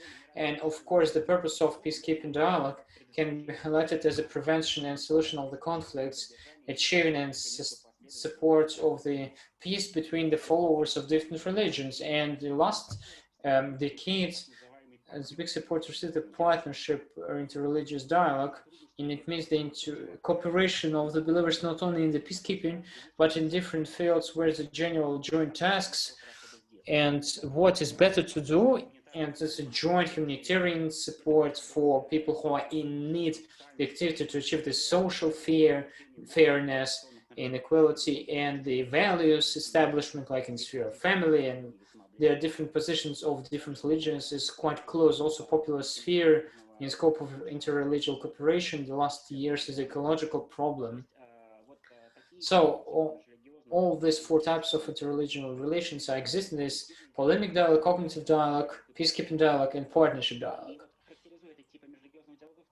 And the types of this dialogue can bring two spheres. First is theological and another is social. The first theological one means the comparative study of different doctrines, questions of belief in church life, and polemic and cognitive. The social sphere puts the purpose of support of life, harmony, and peace of different religious followers. In theological sphere, it's more or less the philosophical part. In the social spheres, interaction of religious social institutions in terms of providing this harmonic coexistence. And the more the interreligious dialogue, and where many religious leaders participate in, official representatives of the communities of religious and different levels, they to a higher social sphere. So the theological questions are not even touched. And when we talk about the interaction with religious communities, it's a social sphere. We talk not about the different religions, but how the people believe, how the carriers of these beliefs, how to live together, and how they can interact, and how they can coexist. Why are we interested? It can be explained differently that 85% of people of the earth are believers. This is the number. I mean, it is told that 85% of people have the religious philosophy. That's why not to consider the religious factor by solving the problems, it's just impossible. And this interaction with religious communities and this partnership dialogue. So this is the general concept basis of the interaction with religious, and particularly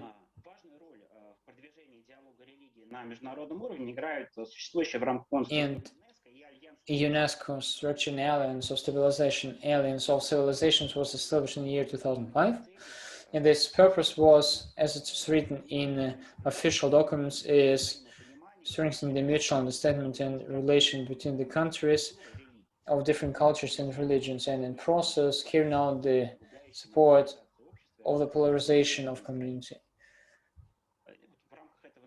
In the frame of this direction, we carry out different events. For example, in the year 2017, in headquarters of United Nations in New York, it was the 8th Global Forum of Alliance of Civilizations on the topic of establishing the partnership for prevention of the conflicts and achieving the long-term peace.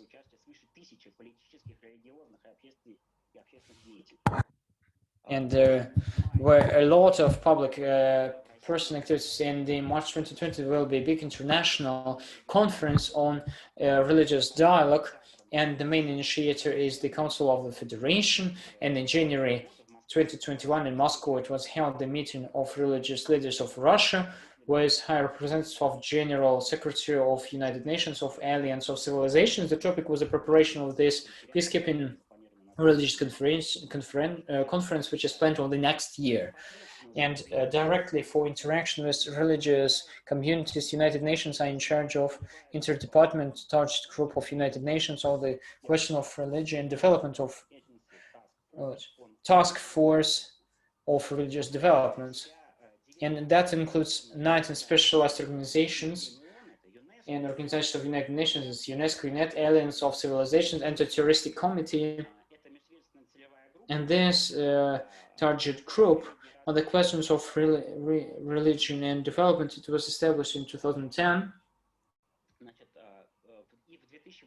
And in 2018, by this target group, it was established the council where the religious and interreligious organizations are included. The structure is called Multi-Faith Advisory Council. It's consultative United Nations Council, and this body for the religious leaders, not for political, its initiative appeared in the 70s, 1970s, I mean. But many people shared this initiative by referring to the public character of secularization character of United Nations that was refused, but this is more instrumental tool, supplementary tool actually, where religious activities who could address particular questions to make some influence.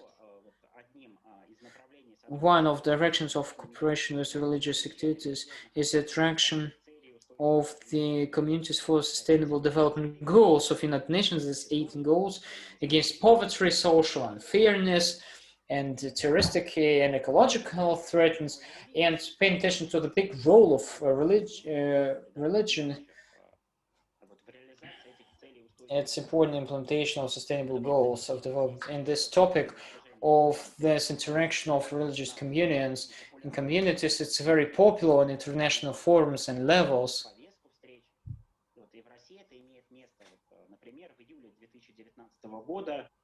В информационном центре ООН в Москве состоялся круглый стол. There was a round table of sustainable goals and the religious dialogue. It was dedicated topic. The interaction was with Russian representative of the United Nations, UNEP, and its center in Moscow. And among the purposes of United Nations in the context of integration with other religions is also ecological problem, raising the ecological and protection of environments. And the final aspect, which I would like to mention, is that United Nations support the interreligious initiatives from the religious communities. For example, there is such a big religion organization, which is called Religions for Peace. Its headquarters is in the United Nations in New York. In September of year 2020, the Agency of United Nations of the Psalms and this organization announced the Council of Religious Leaders who will support in solution of the problems of the migrants and those who look for asylum, and they actively. Tomorrow they will have a webinar dedicated to the topic of positive world in the context of multi-religious interaction and cooperation. So I will sum up. I'm told about the concept basis of interaction of United Nations religions, interaction with social institutions. The purpose is peacekeeping and cooperation in the name of social prosperity and interaction. I also mentioned main facilities and project of United Nations by the interaction with religion. This is Alliance of Civilizations. This is Interdepartmental Target Group of United Nations of Question of Religion and Development. This is established in 2018 group multi-confessional website of United Nations, where their leaders included One More Direction and religious communities for sustainable goals of United Nations. And I also mentioned the organization of the Religious for the Peace, which support the initiatives from the religious communities themselves. Thank you very much for attention. Thank you very much for your speech, and let me continue our work. And our final speech, and I turn the floor to Sergey Chishkov, the Associate Professor, Deputy Head of the Department of the Ministry of Interior of Russia, Internal Affairs of Russia. Please, Sergey Alexandrovich. Good evening, dear colleagues.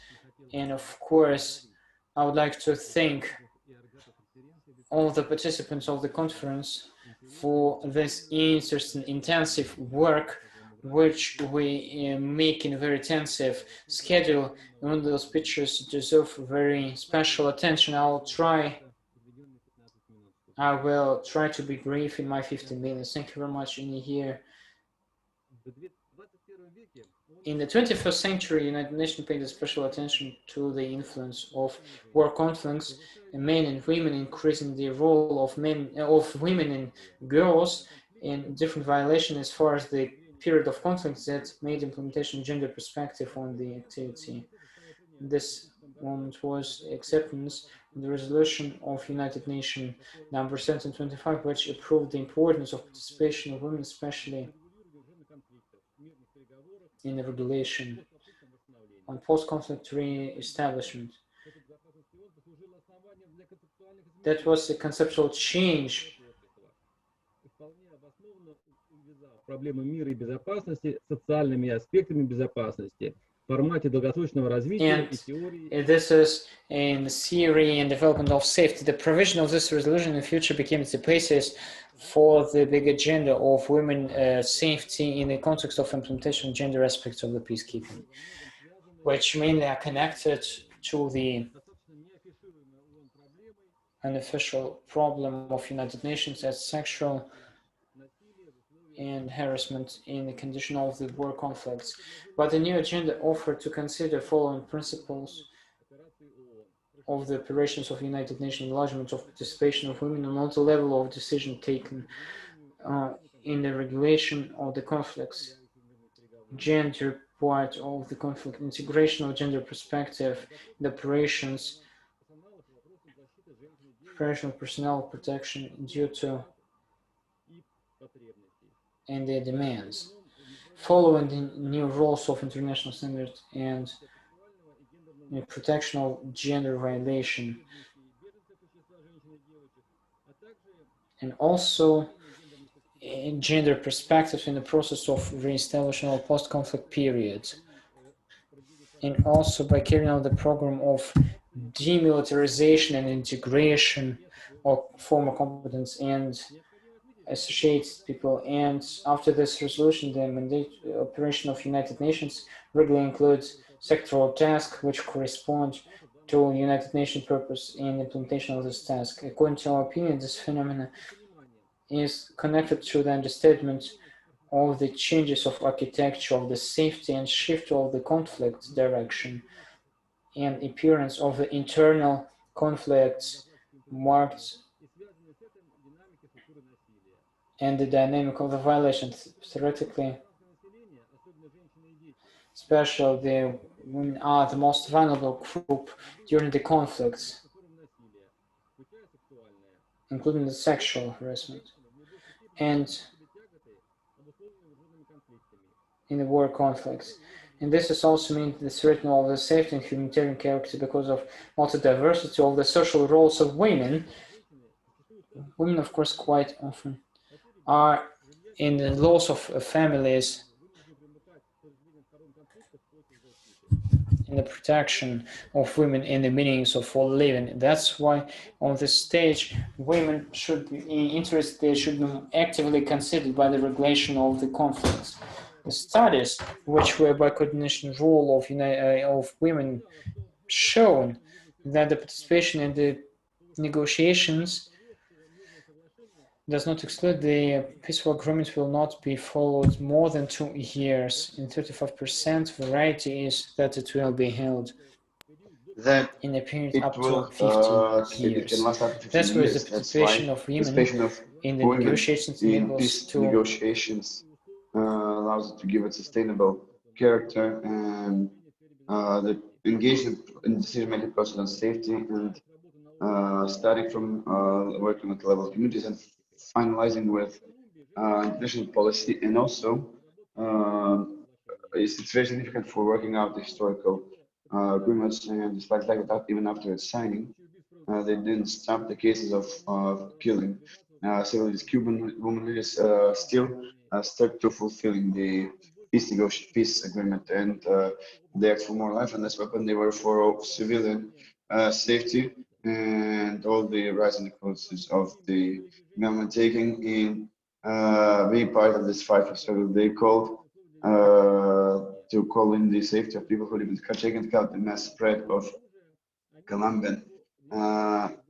We see this when I talk about the organization of commercial turnover of arms that are dangerous and also make decisions to activize the war of victims in peacekeeping process. We need that the participation of women is physically important for carrying out the UN test. So it does need to be simplified on the presence of employees that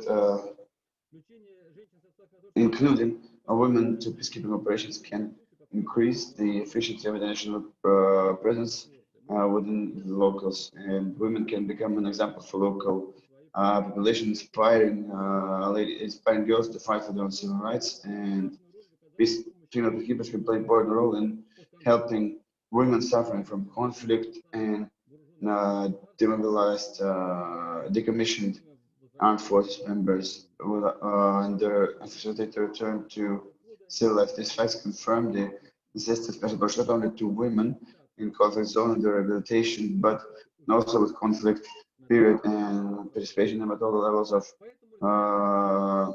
we see this we're talking about violence prevention and and we're talking about special conditions in terms of gender violence and also use of gender mechanisms to prevent conflicts and from English word participations.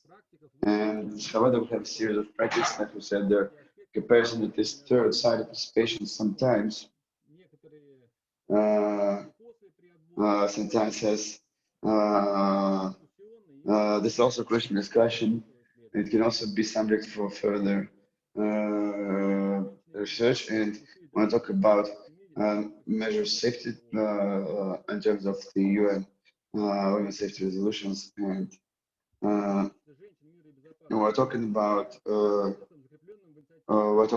the initiative of the Secretary General in supporting world, and this initiative is a new confirmation that full reflection part of women in the global process is very efficient for activities to sustain life. And starting in 2010, the initiative of peacekeeping of the United Nations organized a global campaign on no discrimination, providing women and men activities through preparing strategy of achieving gender equality, gender mainstreaming, and we're talking about these disciplines of personal, and that's why women participation is very important for increasing the operational security of FMO and coming up with positive image of peacekeepers in the local SODAS, the implementation strategy of gender equality, and we're talking about solving these tasks that was said earlier in the peacekeeping operation of the United Nations and operations that we talk about Union operations and other factors of international security. Thank you very much for your attention.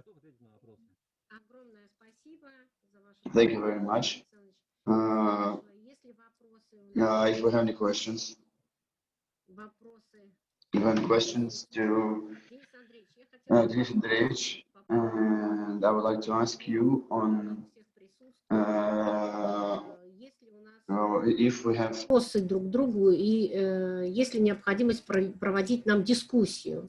Денис Андреевич, переходим к дискуссии, да? Ну, наверное, да, но у нас есть, по-моему, да, несколько людей, которые хотели бы, да, с краткими такими... Да, перейдем сразу. Угу. Так, есть, пожалуйста, у нас... it seems to me that Есть у нас желающие... It seems to me that there's Anatoly Ivanovich, I know, that we give you we're waiting for your invitation. Anatoly Ivanovich, please turn on your microphone.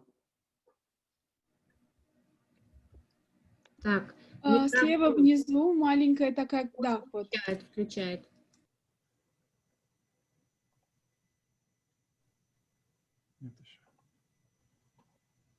Анатолий Иванович, проблемы со звуком. Анатолий Иванович, проблемы с звуком. Да, давайте мы... While we set it up, do we have anyone else who would like to speak in this discussion? I'm sorry, the problem from the speaker, the sound from the speaker is coming with a very the choppy sound, so it's very hard to translate. Monsieur Kasai Mikhail, who is doing this with both peacekeeping issues and issues that cover the issues of the African continent, and this, big thanks to you for giving the opportunity to speak.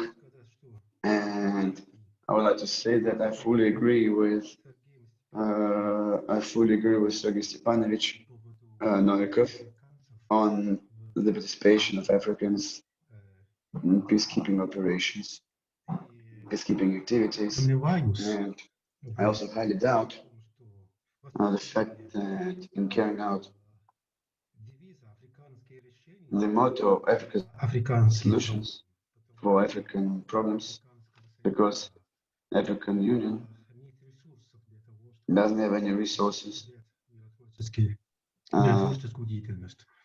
out peacekeeping activities. And a good example here is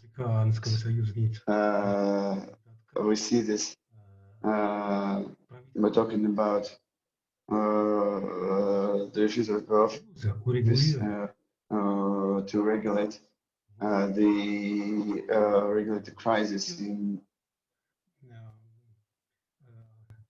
At the same time, here it's highly doubtful, and we're talking this in the jury, and we're talking about Africans when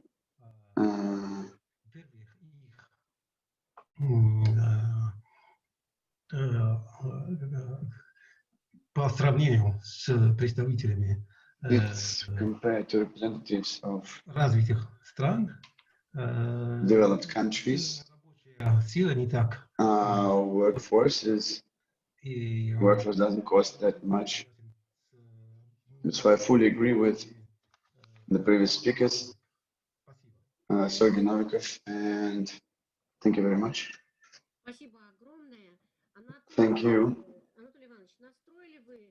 Anatoly Ivanovich, did you set up? Please turn on your microphone. Вам нужно нажать на клавишу «Выключить звук». You need to put on this. Анатолий Иванович, сейчас ему помогут, наверное. Okay, we'll help you.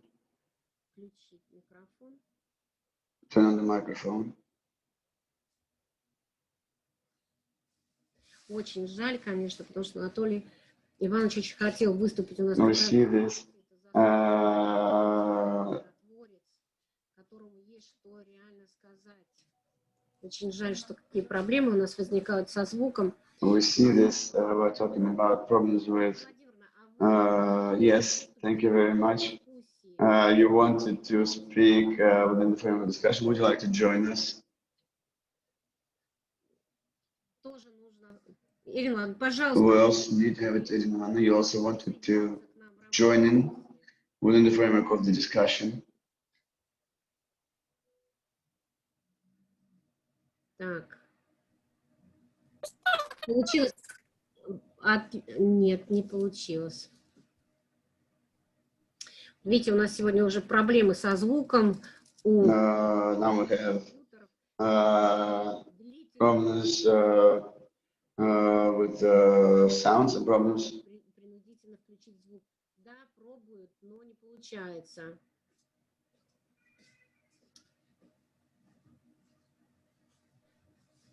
Наталья Владимировна, Викторовна, вы не могли бы попробовать? Victoria, could you help us? Yes, we see that we have sound, but we get nothing. Irina Vladimirovna, same problem. Очень жаль, к сожалению, что так у нас. Unfortunately, that we have it this way. Ну вот я нажимаю включить звук, но, к сожалению. I turn on the sound, but unfortunately we have nothing. We can only ask them to turn on the sound. To really turn it on, it needs to be the person. And I know that Anatoly Ivanovich helps, but unfortunately... Он так ждал, настраивался на выступление, и это, конечно, не очень такое хорошее завершение нашей с вами. Ирина Федоровна вроде бы получается, да? Вот Ирина Федоровна у вас, да? Ирина Федоровна, да, вас горит. Нет, по-моему, тоже нет. Нет, у Ирины Федоровны горит, что звук у нее есть. Может, пожалуйста, пожалуйста. Микрофон тоже. Тогда, Ирина Федоровна, пожалуйста, вам слово. Не, ну тоже нету, да? То есть... Нет, мне кажется, те же проблемы, да, то есть как бы очень, конечно, такая ситуация сложилась у нас с двумя нашими выступающими, которые так ждали этого момента и не получается присоединиться. Не получается у нас, к сожалению. Вот. Ирина Федоровна. Все. Не получилось.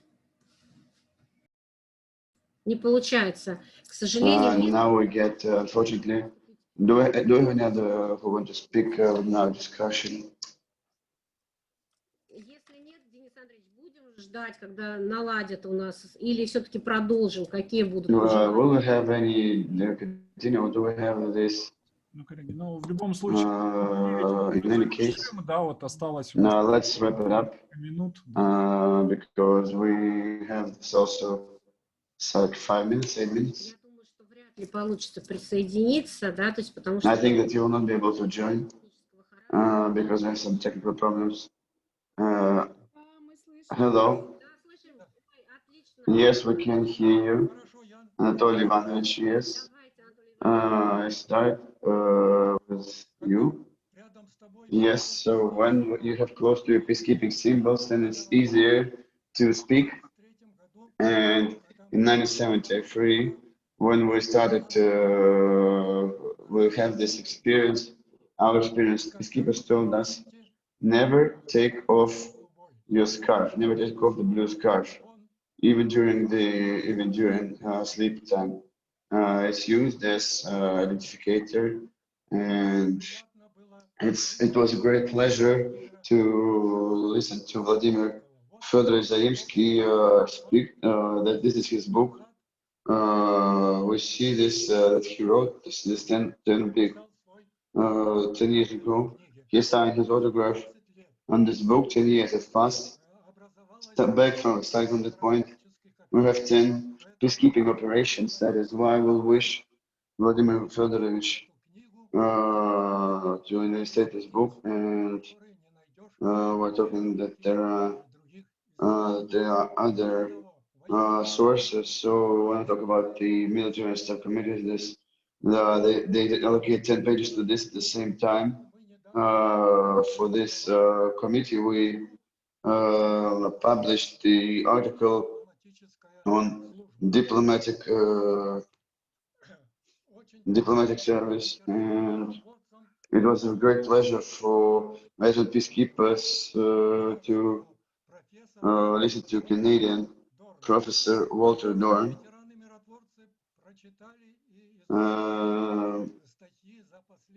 They learned the articles over the last 10 years. So my last article was on computer games that were they offered to use, and that they use in military observers. We see that we read it in constant representative of our United Nations because that was an unclear article, and today's conference will be subject. They will sum up the conclusion with questions on peacekeeping activities. They're also done by General Assembly Special Committee S334, dated back to 1965, are in issues of peacekeeping and all these aspects. There will be 100 presentation talk, and it will be published. And we see this. There will be just half an line on African Union, and there will be a whole page on it. And at the same time, the same thing will be in the European Union. So, in several months, we'll have published the presentation of the government, annual report of the government over the last year. The thing is that this speech is not in the media, and we need to get it to certain authorities, and let's take a look at what will be included to this. We see this. It was planned for 22-22nd July, and volunteer conferences on international safety and security, and it goes on annually. Nothing changes, and the representatives come from United Nations and they speak.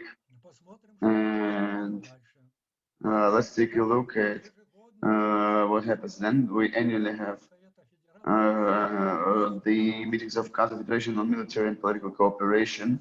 The thing is that over the last 3 years, 3 chairman changes, and this committee was assigned in the beginning of this year, and now it's 30 years from the moment of founding this mission in Western Sahara. More than 500 officers were in this mission, and together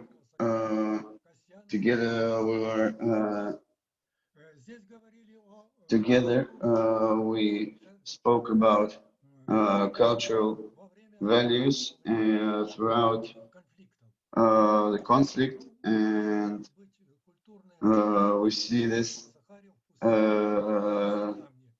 We're talking about all these.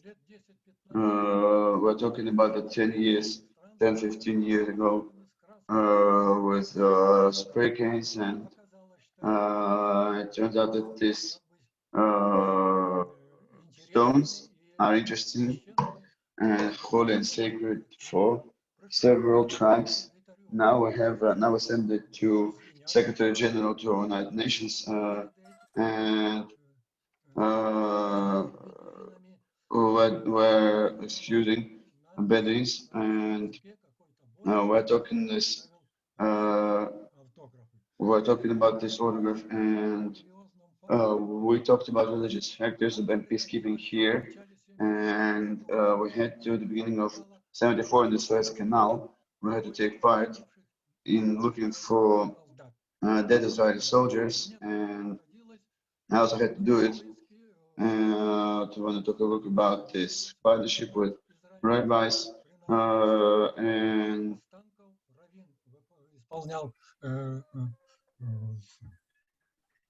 исполнял самую молитву, вот, и получалось так, что если останков не обнаружено пропавшего, то жена не имеет права выйти замуж. В отношении религиозного фактора даже папы посещают миротворческие миссии. На голландских высотах еще папа Иоанн Павел II посетил голландские высоты. А не так давно, года 2 назад, и нынешний папа посетил, кажется, Мали, где его охраняли с помощью баллонов, то есть шаров, на которых были установлены камеры слежения. So in 2 years it will be anniversary of 50 years since the participation, 73.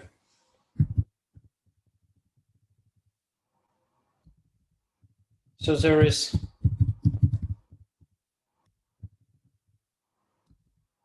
in the course of Vistral, they continue peacekeepers already 10 years more, and these courses are translated.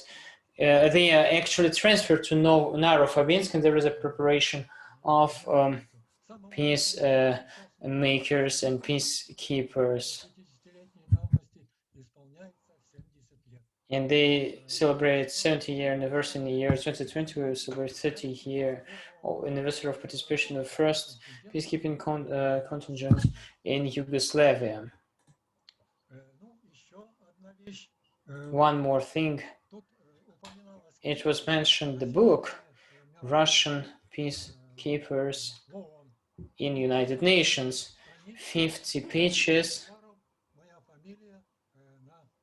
На втором месте. Таким образом, еще можно что добавить? So what can we add? Since 73, our peacekeepers undergone this service in 44 missions in the United Nations, a flag, and talking about, sorry, Anatoly, we apologize. It's very interesting, but sorry to interrupt. And Brazil has sent the peacekeeping missions, 15 teams, and the next is Pakistan, 10 peacekeepers. And concerning Germany, Germany 3-4 years ago sent to Africa the commitment team, 5 points for the head of.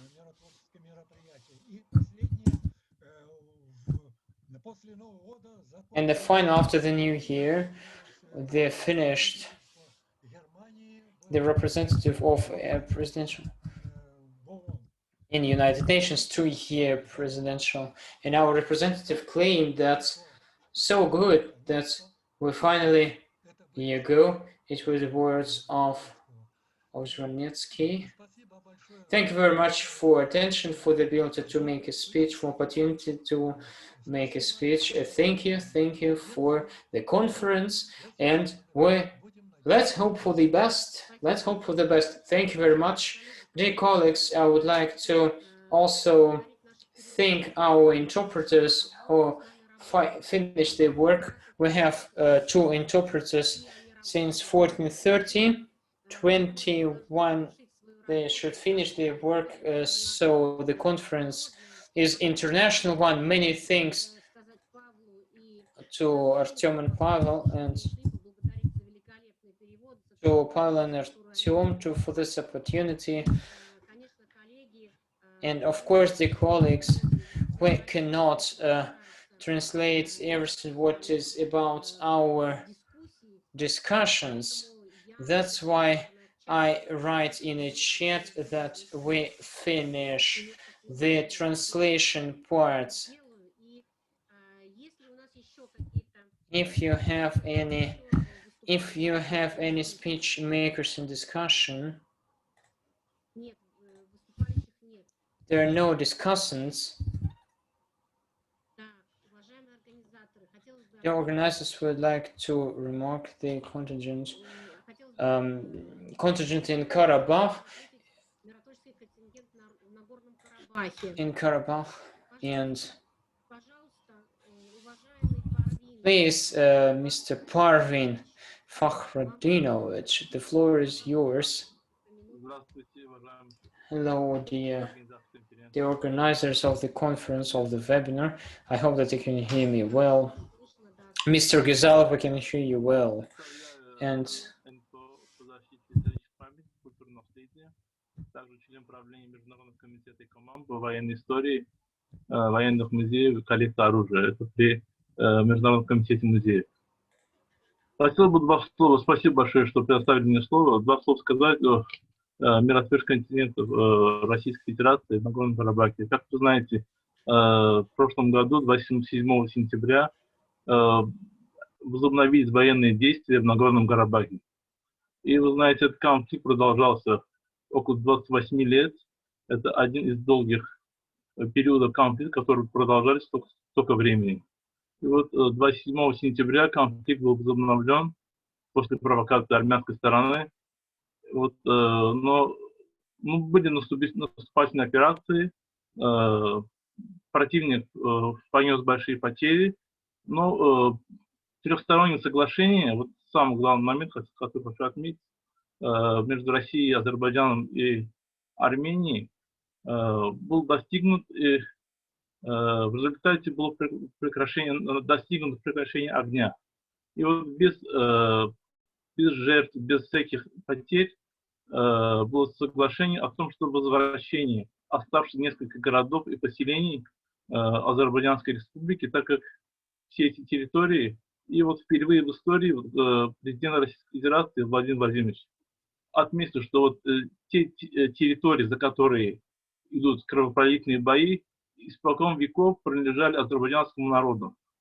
И Азербайджан в этом конфликте абсолютно прав. И имеет полное право на освобождение этих территорий. И в данном конфликте правда на стороне Азербайджанской республики. Вот в результате вот этого соглашения было сохранено очень много жизней молодых солдат, офицеров, так как, вы знаете, очень много было жертв с обеих сторон.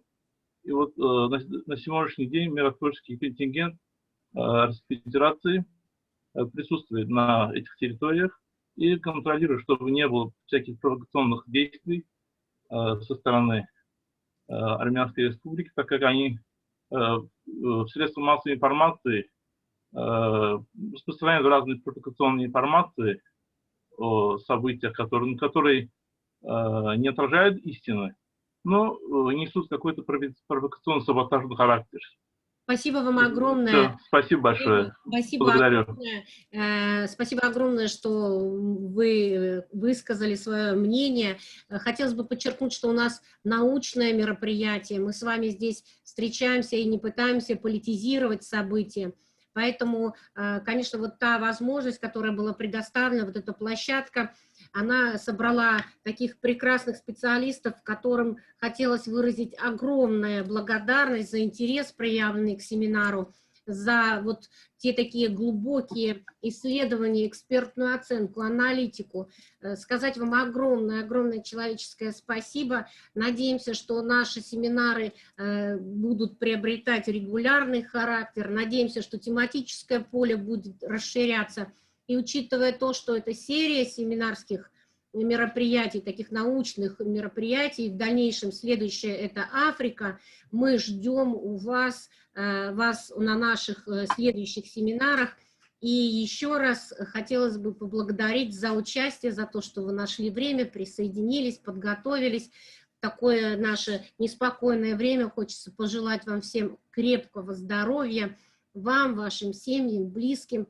И до встреч, которые мы будем ждать с большим нетерпением. Ну и следить за вашими достижениями, за вашими монографиями, статьями. Надеемся, что наша встреча с вами будет регулярной. Спасибо вам огромное.